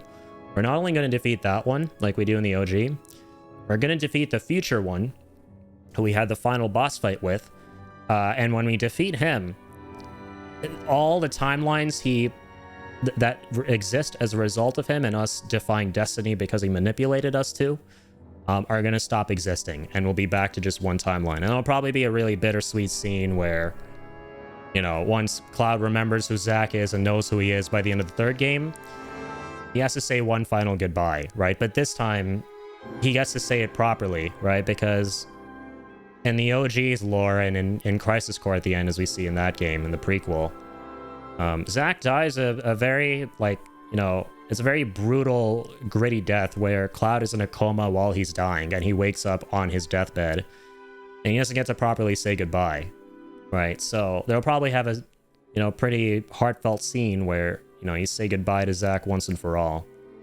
but with Cloud, you know, with all his memories in check and him being at 100%.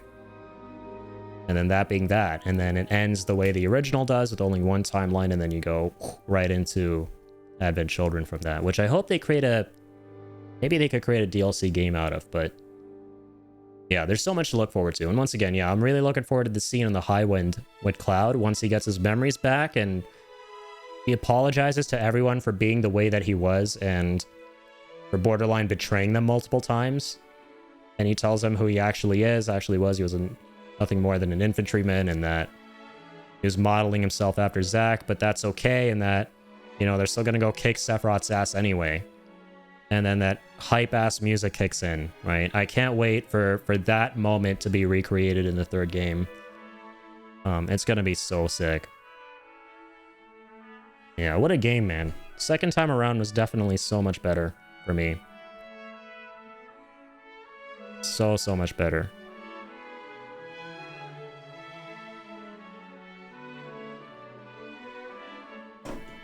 Interesting if you're right, yeah. Hold on, let me pull up some cool-ass FF7 scenes. So, F7 High Wind.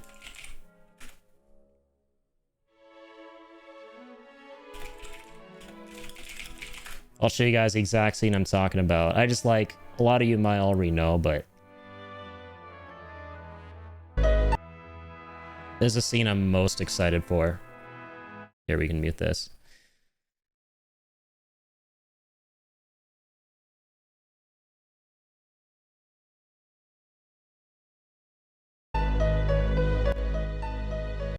Hang on, sorry. I haven't switched to this scene. My bad. There we go. I tell you got everything 100%. Dude, Wait, where's my face cam? Hello.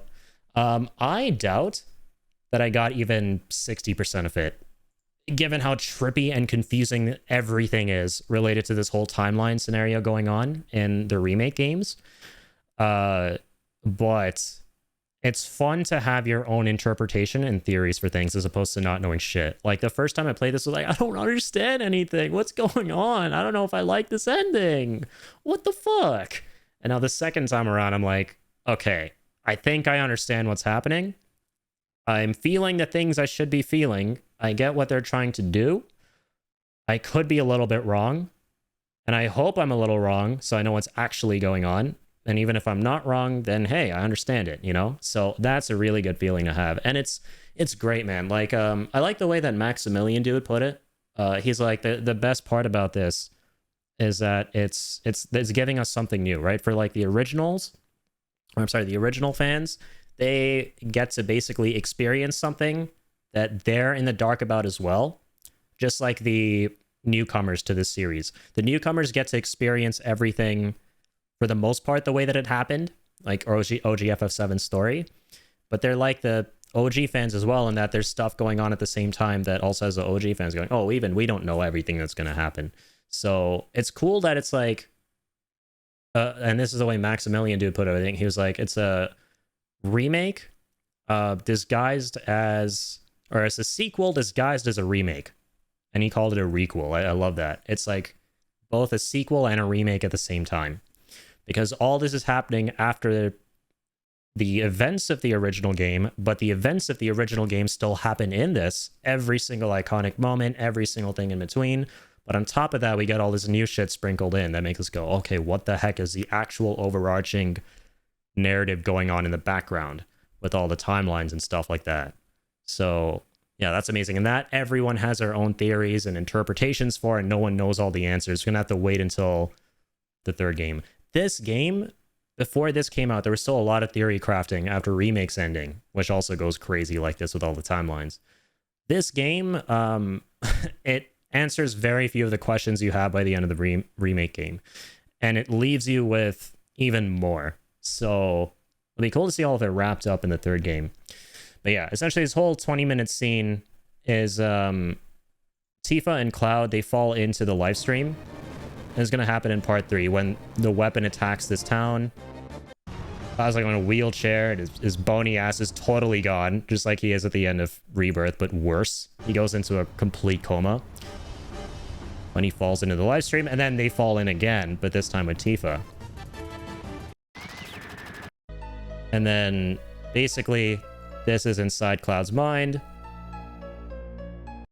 And Cloud's like, this is what actually happened. Or rather, Tifa looks inside his mind and she goes, this is what he thinks happened. He came to Nibelheim with Sephiroth, yada, yada, yada. They go over their past, their childhood. And then she's like, no, Cloud, this is what actually happened. This other dude came to Nibelheim. The spiky black-haired guy named Zack. I don't know where that is, but basically it then shows what actually happens in the reactor. It was Zack who came to Nibelheim. Okay, and this is the coolest part. Then where were you, Cloud? Cloud, did you see it all? Alright, we're gonna watch it from here. This is where it actually is pretty fucking epic. I saw everything.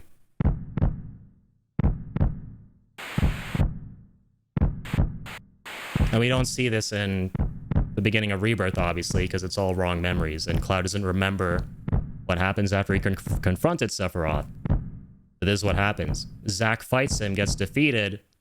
Cloud shows up with the Buster Sword, and he fucking stabs the bitch in the back.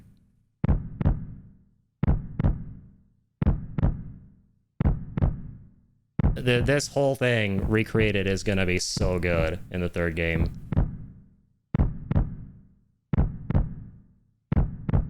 And the way the music is done here too is sick. Epic reveal. That's what happened. So cool, man.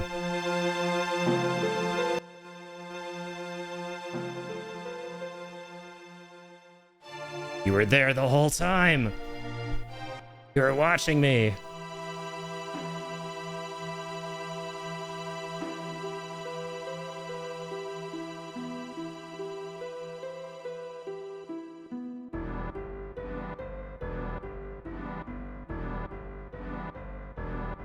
One of the greatest moments of all time in video games. And the way the music starts building up to the actual epic moment. Never made it as a member of Soldier. I left my hometown telling everyone I was gonna join. Also in Paris, I didn't want to see anyone.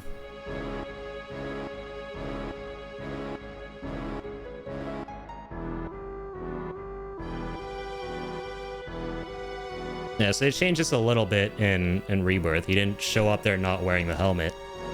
It wasn't like he saw Tifa and put it on. He was without it the whole time.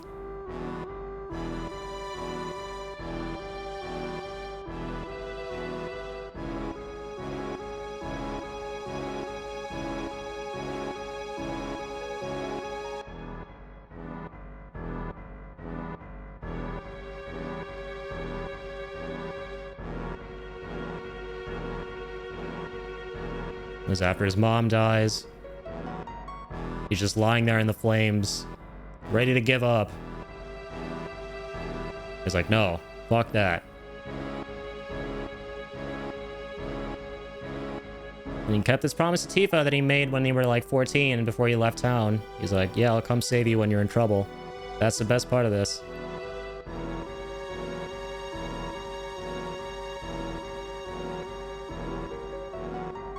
And Sephiroth walks out with Genova's head.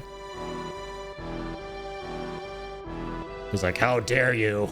That's what he says in the Crisis Core version.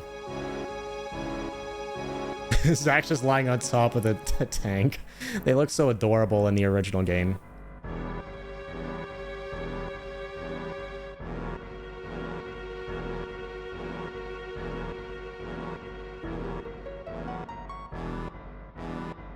Cloud, kill Sephiroth. In Crisis Core, he's like, finish Sephiroth off.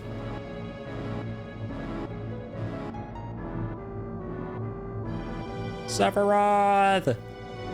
And the Crisis Core version and the version Rebirth is probably going to do is he runs up to him up the stairs. But then, yeah, Sephiroth stabs him.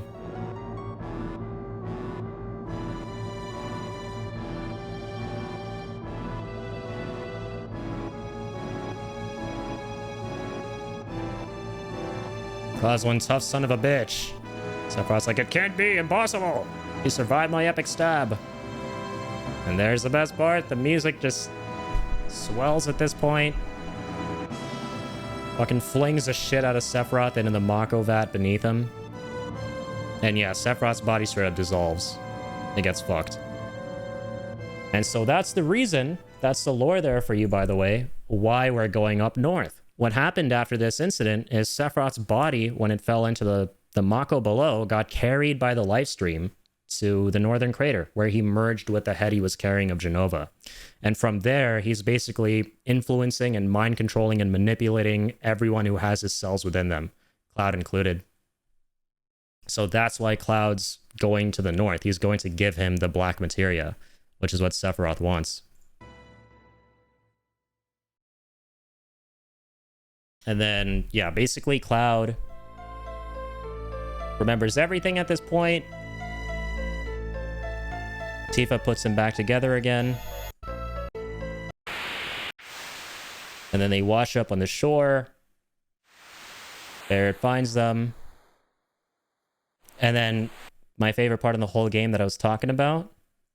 I don't understand shit, don't worry. I'll make it make sense for you in a second.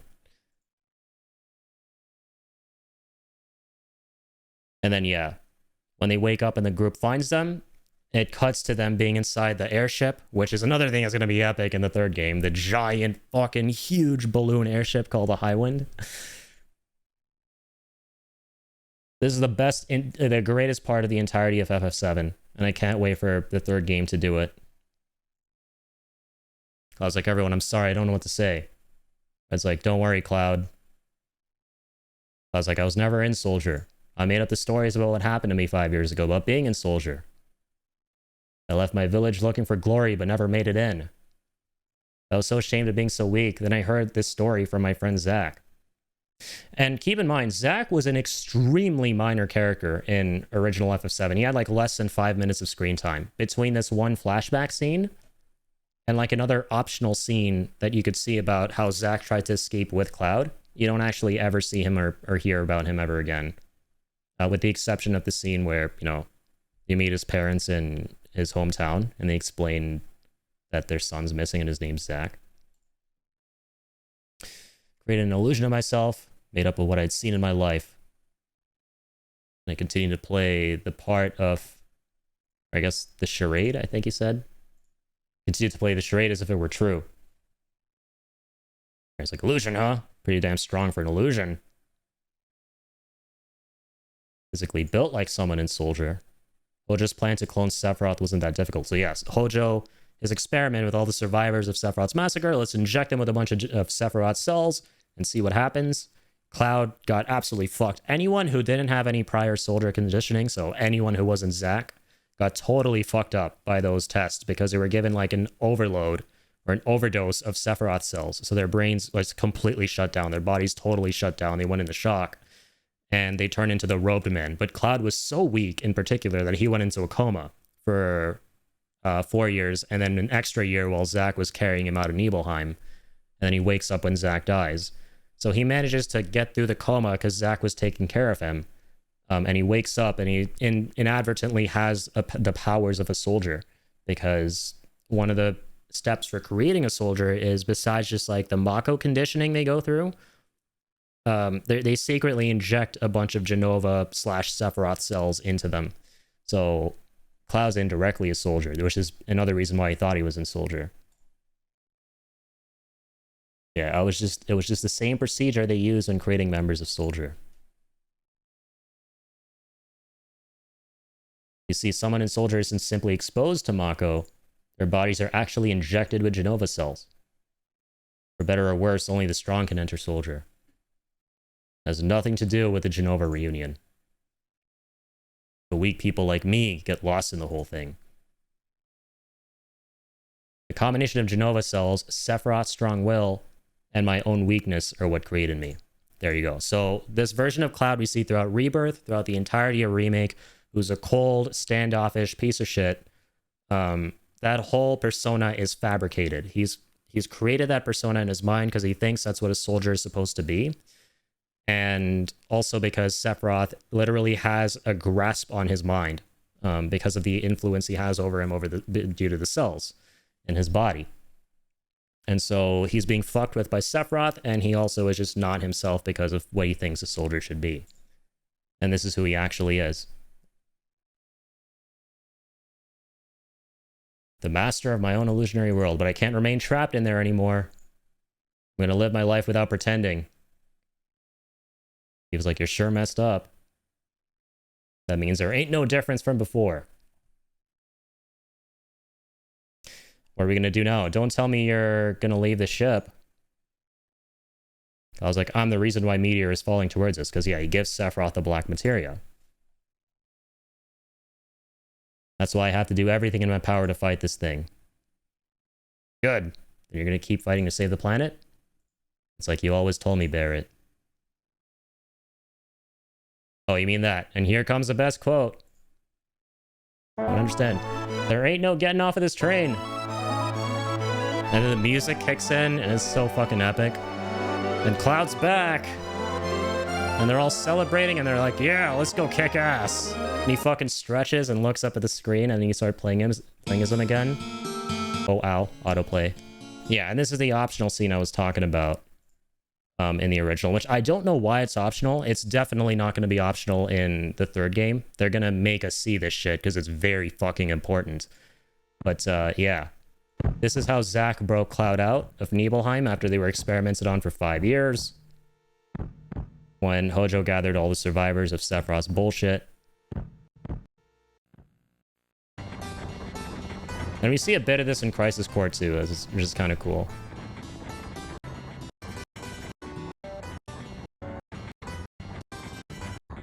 So yeah, they're basically hightailing it back to Midgar in a truck.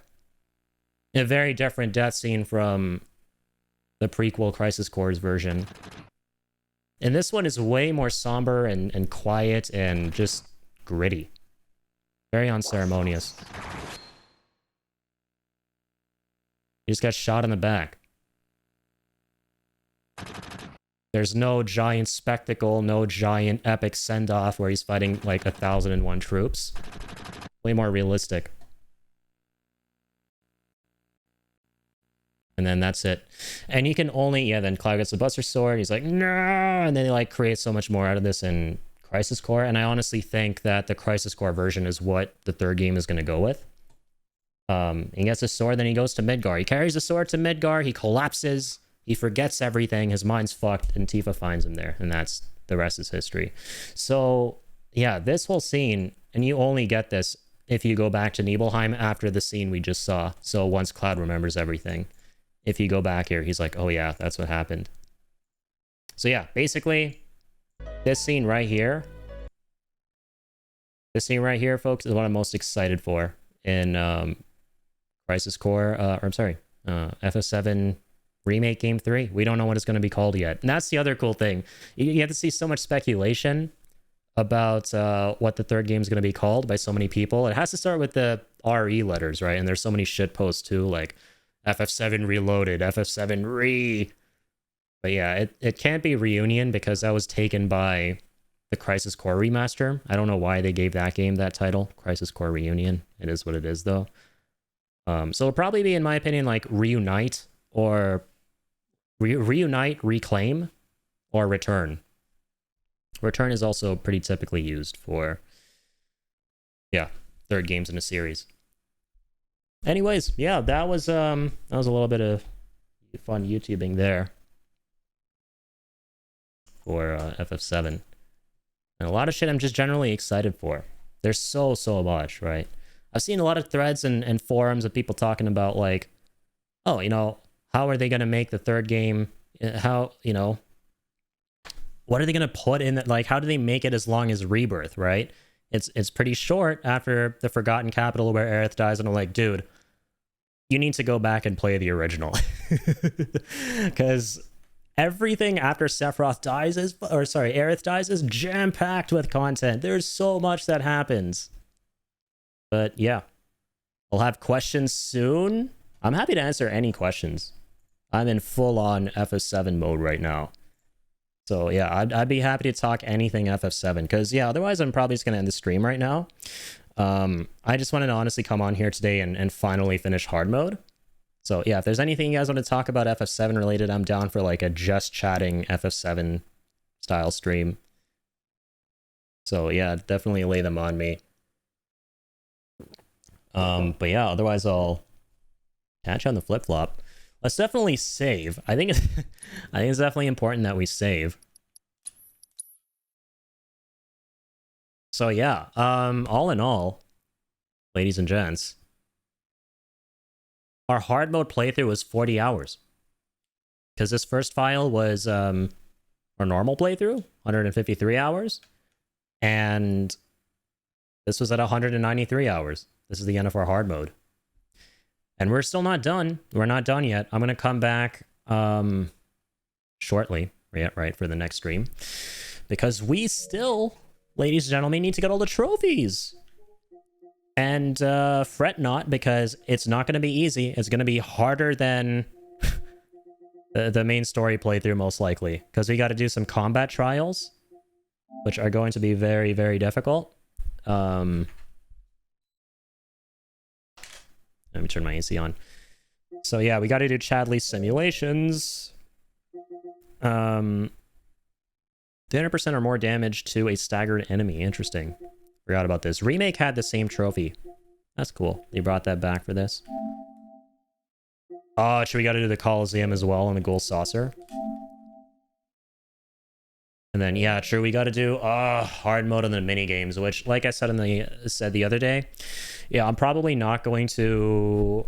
I'm probably going to select the option in the mini games that make them slightly easier on hard mode, because I don't really care about doing those on hard. They're just going to be really time consuming and annoying. I want the challenges that I go through to be more so, you know, gameplay oriented, and we've already done some really, really hard minigame content before, so I've had my fill of that. I'm okay. We'll try, right? We'll definitely try hard mode in the minigames. Like, we still got to do... we just have 3 minigames to do on hard mode for Johnny's trophies. We got to do... what was it called? Fort Condor, Cactuar Crush, and Gears and Gambits. Gears and Gambits I'm not at all looking forward to. I think it was the weakest minigame in FF7 Rebirth. Even though it's cool that it's in there and it's very layered, I was just like, by the end of it, I was like, I'm kind of done. I don't want to, like on the first playthrough when we did every instance of that minigame, I was like, yeah, I'm good. I don't want to do this again. Then I found out I have to do it again on hard, so I'm like, yeah, no. I think I'm just going to cop out and select the little option on the bottom left that makes it easier. So we'll do that on the hard difficulty if it's even there. But yeah, the main thing that I am excited for to do on an insanely uber hard, within the realm of an insanely uber hard difficult challenge is, yeah, Chadley's simulations. The hard versions that are only available after, yeah, beating Gilgamesh, which we did on the first playthrough, but we've been waiting until finishing the main story on hard again to do that. And yeah, the Coliseum battles, which we can only do in hard modes. So yeah, good stuff. Okay, that's it. We can, what's the time right now? Okay, well, let's spend another 20 minutes just testing the waters with some of these trials. System chapter selection. And yeah, again, if you guys got any questions about the story and stuff, feel free to ask. I'm so down to like talk about story stuff. Since this was also a spoiler/lore run, wasn't just a hard mode run. So yeah, I think the best chapter to go back to in this game, if you're trying to be at a point in the game where the whole world is open and you can do everything, I think it's 13, right? I'm hoping 13 starts right before you go to the point of no return and not after. Yeah, let's retain all quest completion data. Yeah, we gotta keep it on hard, right?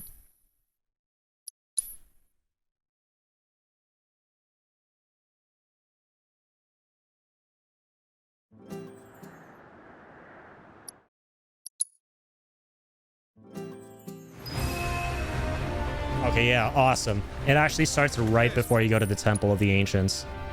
So yeah, the whole world is open to us. Wait, what?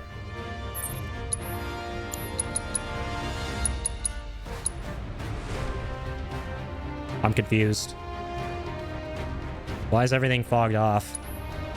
World map, Corel region. Oh, there we go. Phew! I got scared. I was like, where are all my markers? So yeah, let's go to...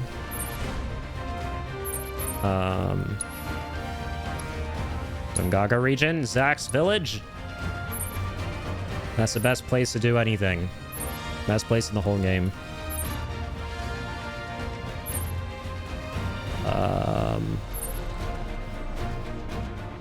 Damn it, what? Where's the village again? Sacred Gym. Observation time. Oh, it's right here. Gungaga.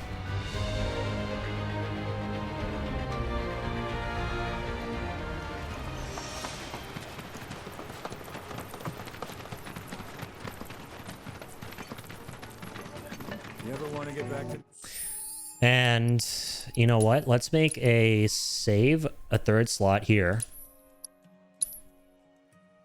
for our current playthrough, where we're just ticking off all the side content we have left to do. So if at any point we want to revert or reload to as soon as we finish the game a second time on hard, we can always do this.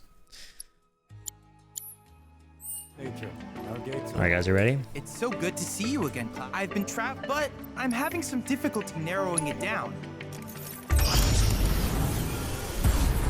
I know that there's a secret Zack fight you could do where you could play as Zack in this one. Kind of like the very end of the game. Damn, man. There's so many. Yeah, I feel like I'm gonna have to dedicate a whole stream or two to these. Only available on hard. Yeah, these are only available on hard, see? Bouts of friendship. I've heard a lot of scary things about this one. Bonds of friendship. I think this is the one where you play as Cloud and Zack. I've heard a lot of scary things about it. So I'm excited to be a hero. That's probably another Zack one. Cool, man. Yeah, a whole ass stream to these. A whole ass stream. So here's the 3-person fight. Someone should pick your team. Yeah, these are like class. Oh, they're 10 rounds each, though. That has 10. Oh my god, these are gonna go on for so long, man. These are some long-ass gauntlets. Yeah, we're gonna be fucking exhausted by the end of the stream where we do this stuff. 10 rounds. Jesus. And it's like, if you die in one of them, you have to restart the whole thing. God versus the Warriors.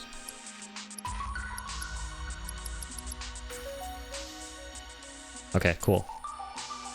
At least we know about these. I'm just checking in with everything. I kind of don't want to start anything right now. I'm just like going over the last couple things we have to do. So we got to do all of those. 0 deaths. It's totally going to happen. Well, let's check out the Coliseum ones.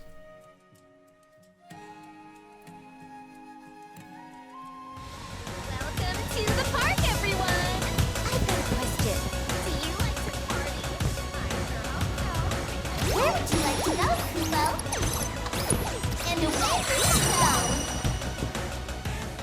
Coliseum fights definitely pull no punches either, man.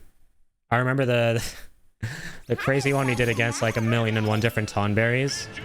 That took me a minute. I almost raged. Is spectating not enough? Wanna step in? Are you interested in joining the fray? Okay, cool. Oh, never mind. There are more at the bottom. But these are all 2 rounds each. That's not bad. All 2 rounds each.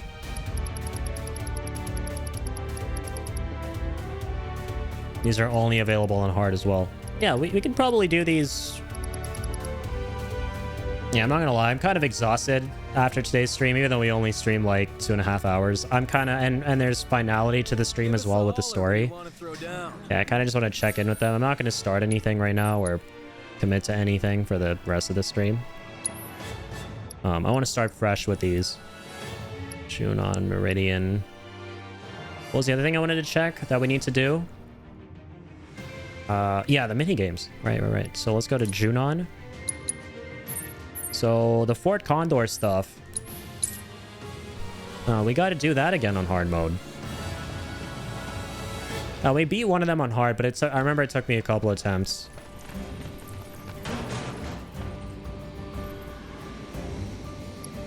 Nice. Yeah, so we can easily just start this up on hard. Nothing to worry about there. Is that the one we finished, or...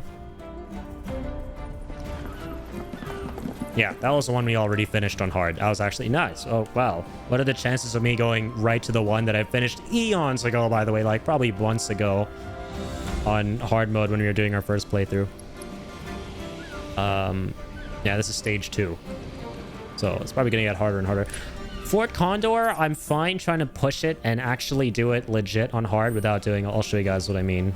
I set it to easy. I'm not actually setting it to easy, but there's like a mode that gives you a bit of a boost, a bit of a leg up, or setting rather. Like, yeah, there you go. Difficulty reduction. You can turn down the difficulty within hard itself. This is something I'm probably going to do for Gears and Gambits. For Fort Condor, I actually want to try because I really, really enjoy this minigame. It is probably my favorite one. That was also in Remake, right? It was the only minigame they brought from Remake to Rebirth and changed it a little. Was now you can have the champion units at the top. Very cool. So yeah, we have these. Let's back out. Can we? Oh, we gotta start first. That's fine. Let's think about everything else we gotta do. Well, let's just start it and then quit. I just want to physically go to all the different things I have to do just to make a mental checklist. So, yeah, we gotta do Fort Condor on hard, which I'm willing to do without difficulty reduction to a point. If it gets too, like, ridiculous, I'll probably just turn down the difficulty. Junon. Yeah, we're gonna plan everything out. What were the other two again? Cactuar Crush. Yeah, dude, honestly, Cactuar Crush, because it's gameplay related. I'm sorry, combat related. I could give that a shot on hard as well without trying to, you know, modify the difficulty. Sorry, I'm having a brain freeze. Where is that again? Yeah, True Corel.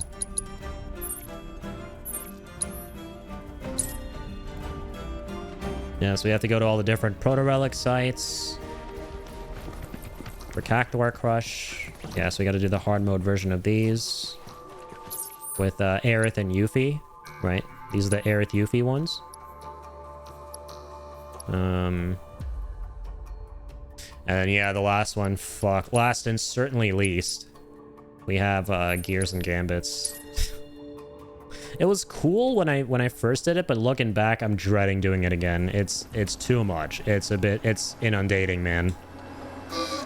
I appreciate the hell out of the devs though for putting in the effort they did to make something like this. Like just look at this shit, right? It's like a whole ass massive game within a game. The mini games are nuts in Rebirth. Like look at all this shit on the screen, man. Like no thanks.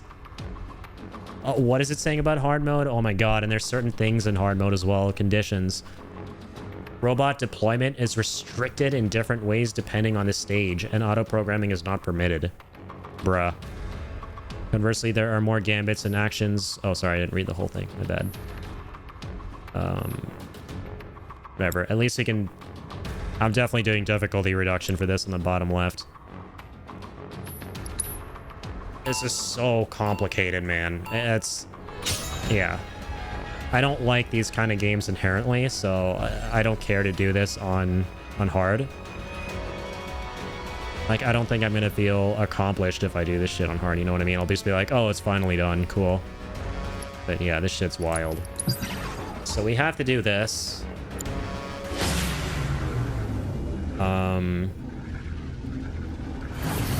Is there anything else at all that we need to do for all the trophies?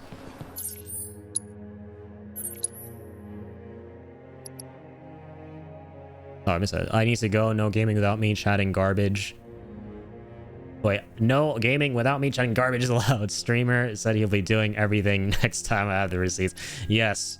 Right now we're just like going around making a mental note of things. Yeah, the very last thing I'm going to do right now, I'm going to go to Corel.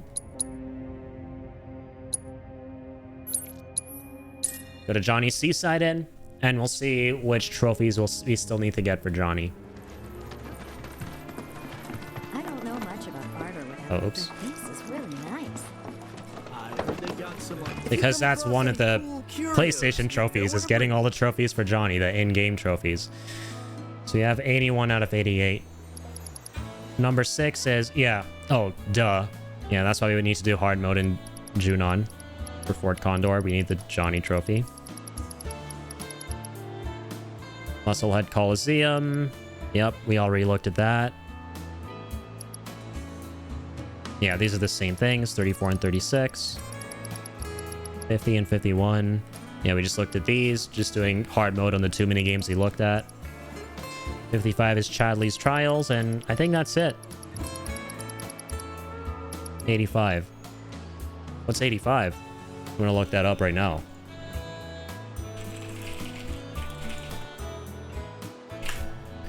Okay, so yeah, basically everything we went around to look at is for Johnny, I just realized. To get all of his trophies.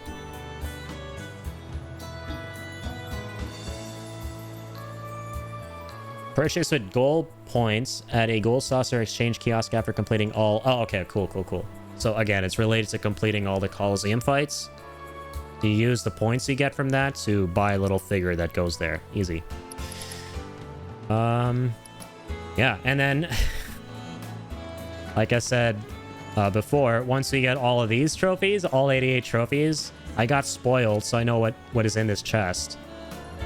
You get what's in this chest when you get all 88 trophies. It is a secret piano piece of Sephiroth's theme, One Winged Angel. And that's been actually one of my favorite things to do in this game, is take on the piano songs at the fastest speed and trying to get them perfect to get the star. And I've seen footage of the Sephiroth theme, and it looks so hard, just like the boss fight itself against Sephiroth, as it should be. So I think the very, very last thing I'm going to do in FF7 Rebirth is dedicate a stream to trying to get the star in One Winged Angel on the piano. And then we're going to end it with that. That's the final Rebirth anything that we do. I don't remember this, lad. Yeah, that's fair. I mean, there's a lot of stuff you missed in the story. But yeah, like the gist of it is that, yeah, Johnny is a dude from Midgar who moved out, who lives in Costa del Sol now, and has his own little beachside resort in Costa del Sol. And yeah, that's everything we have left to do, guys. So I think the way I'll structure it is the next stream, I'm going to focus on... Should I get the easier stuff out of the way first? Yeah, I think we'll focus on the Coliseum battles. We'll start with that. And then we'll do the board games, or sorry, the mini games on quote-unquote hard mode. And then the last thing we'll do is... the second to last are the Chadley VR trials. I'm holding those off, man, because I'm really scared. Like, I've heard horror stories about them. So yeah, we'll hold those off for last. And yeah, then we will do... what was the last thing? Yeah, the piano. That's it. We're gonna get all the trophies for Johnny and then play the piano. So that's it for today. Let us end it at the Gold Saucer so we can start there next time. Friend? Yeah, Johnny's a cool dude. Yes, no, he's basically a goofball who does stupid shit. He's like a comic relief character who makes a fool of himself all the time.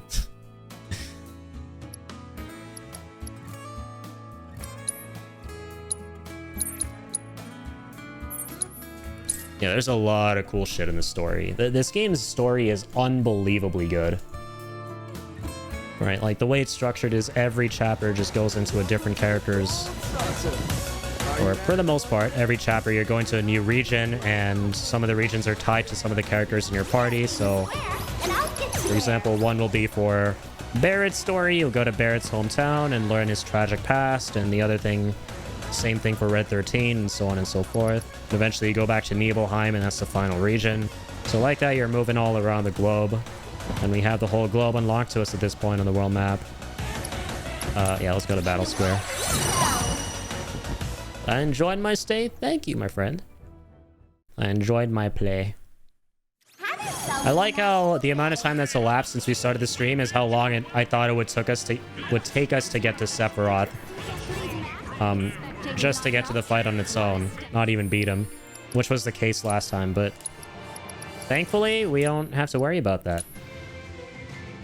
Stream tomorrow? Yeah, I'm planning on streaming as much as I can these next coming days, just to be done with this game now, just to like tick off everything on a checklist that's remaining to get all the trophies. Because yeah, we getting busy, man. We getting busy off stream, and I need to be there for the busyness. The busyness must start. But yeah, anyways. Oh yeah, I nearly missed the ending. Glad you could tune in for it though. And yeah, yeah, future of Rebirth is going to be good. I'm looking forward to this game coming out on PC whenever that's going to be. I probably, even though it might come out whenever, I probably won't play it when it does. I'll hold off until the third game's about to come out. And I think the next time we revisit this game will be on PC. So, like, really smooth 120 FPS, crisp details, just an amazing playthrough of the game. As part of another marathon that we'll do before the third game's out, like we did with this. With this game, we played so much, man. We started with the original FF7. We 100%ed it. Then we did Remake, right? And then we did Remake's DLC. And then we did Crisis Core, just for funsies. So we played through the whole of Crisis Core in one stream, which is fun. Then we did Dirge of Cerberus, because I hate myself. And then we went into this game. So we're probably going to do all of that again, except with this game added into the mix, and with Dirge of Cerberus taken out.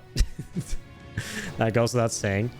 Before the third game comes out, like in a month or two that precedes that. And that's going to be good, because we're going to play this on PC. It's going to be a good time, and I'm really excited for that whenever that happens. I hope we don't have to wait another 4 years for the next game, man. I'm hoping 3 at most. It would be really cool if they released Part 3 in time for the 30th anniversary of Final Fantasy VII. Because, yeah, I think 2027 is the 30th anniversary. So either reveal the game then, or give us an official trailer then, or, you know, give us the game. That would be the coolest release date, like, of all time. So yeah, that's been it for Final Fantasy VII Rebirth, right? The official ending to our, or unofficial ending rather, because official ending was with the first playthrough, as always. But yeah, this is the unofficial ending. The unofficial official ending is unofficial because it was a hard mode replay, but official because we are done. We're not going back into the main story for a long time now, until the next game, or shortly before it comes out. And now we just have to focus on the trophies. Later than Elder Scrolls 6, that's for sure in your dreams, buddy. I think what's more likely is what's gonna happen when you're gonna have a dream of the Elder Scrolls 6,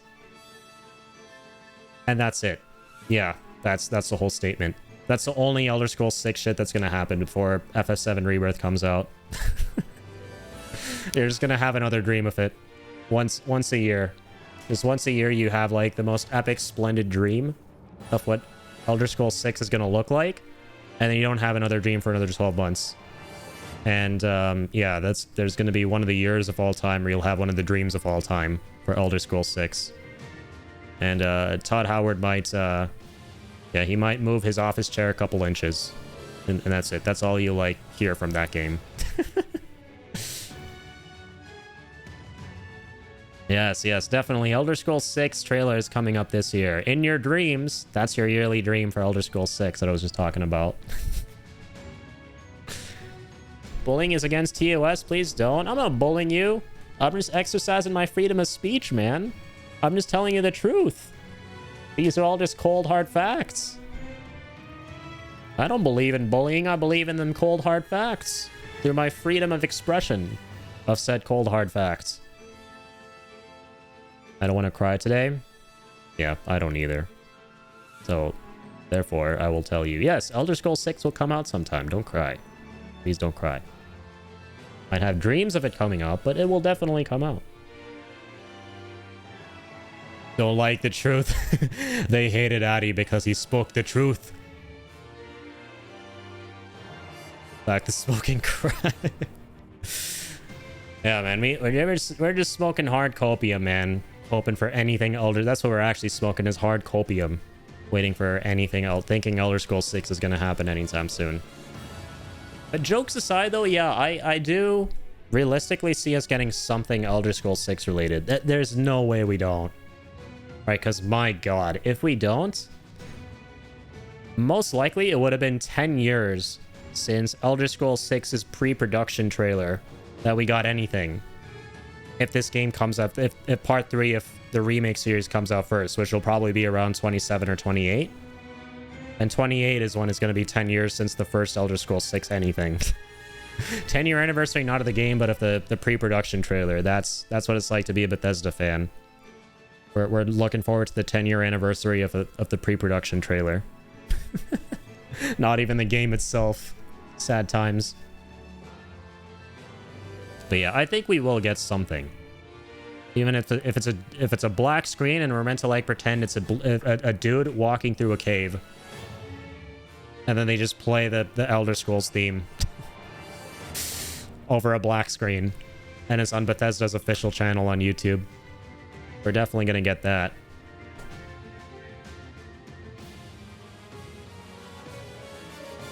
Sorry. Something froze here. Refreshing it. Anyways, yeah. That's it for me. Can't wait for part 3. Can't wait for the last couple of epilogue. We can consider them like epilogue streams for Final Fantasy VII Rebirth. Finishing up everything, getting all the trophies. It's going to be fun. It might be painful, but you know what, man? I don't think... in a way, I'm glad I went through what I did the other day with the final Sephiroth thing and restarting from the whole gauntlet instead of from the battle and just feeling the absolute worst pain. I'm glad I went through it because now I know what actual pain feels like, so no amount of pain is going to hurt me during the Chadley battles. I'm ready. I'm not scared. I do not fear anything. I do not fear nothing. I don't. And we're going to take it on. And it's going to be fun. It's going to be awesome. We're going to have a good time. And we'll live happily ever after. So, until then, guys, take care of yourselves. We'll see you all very soon. And as always, keep on keeping on.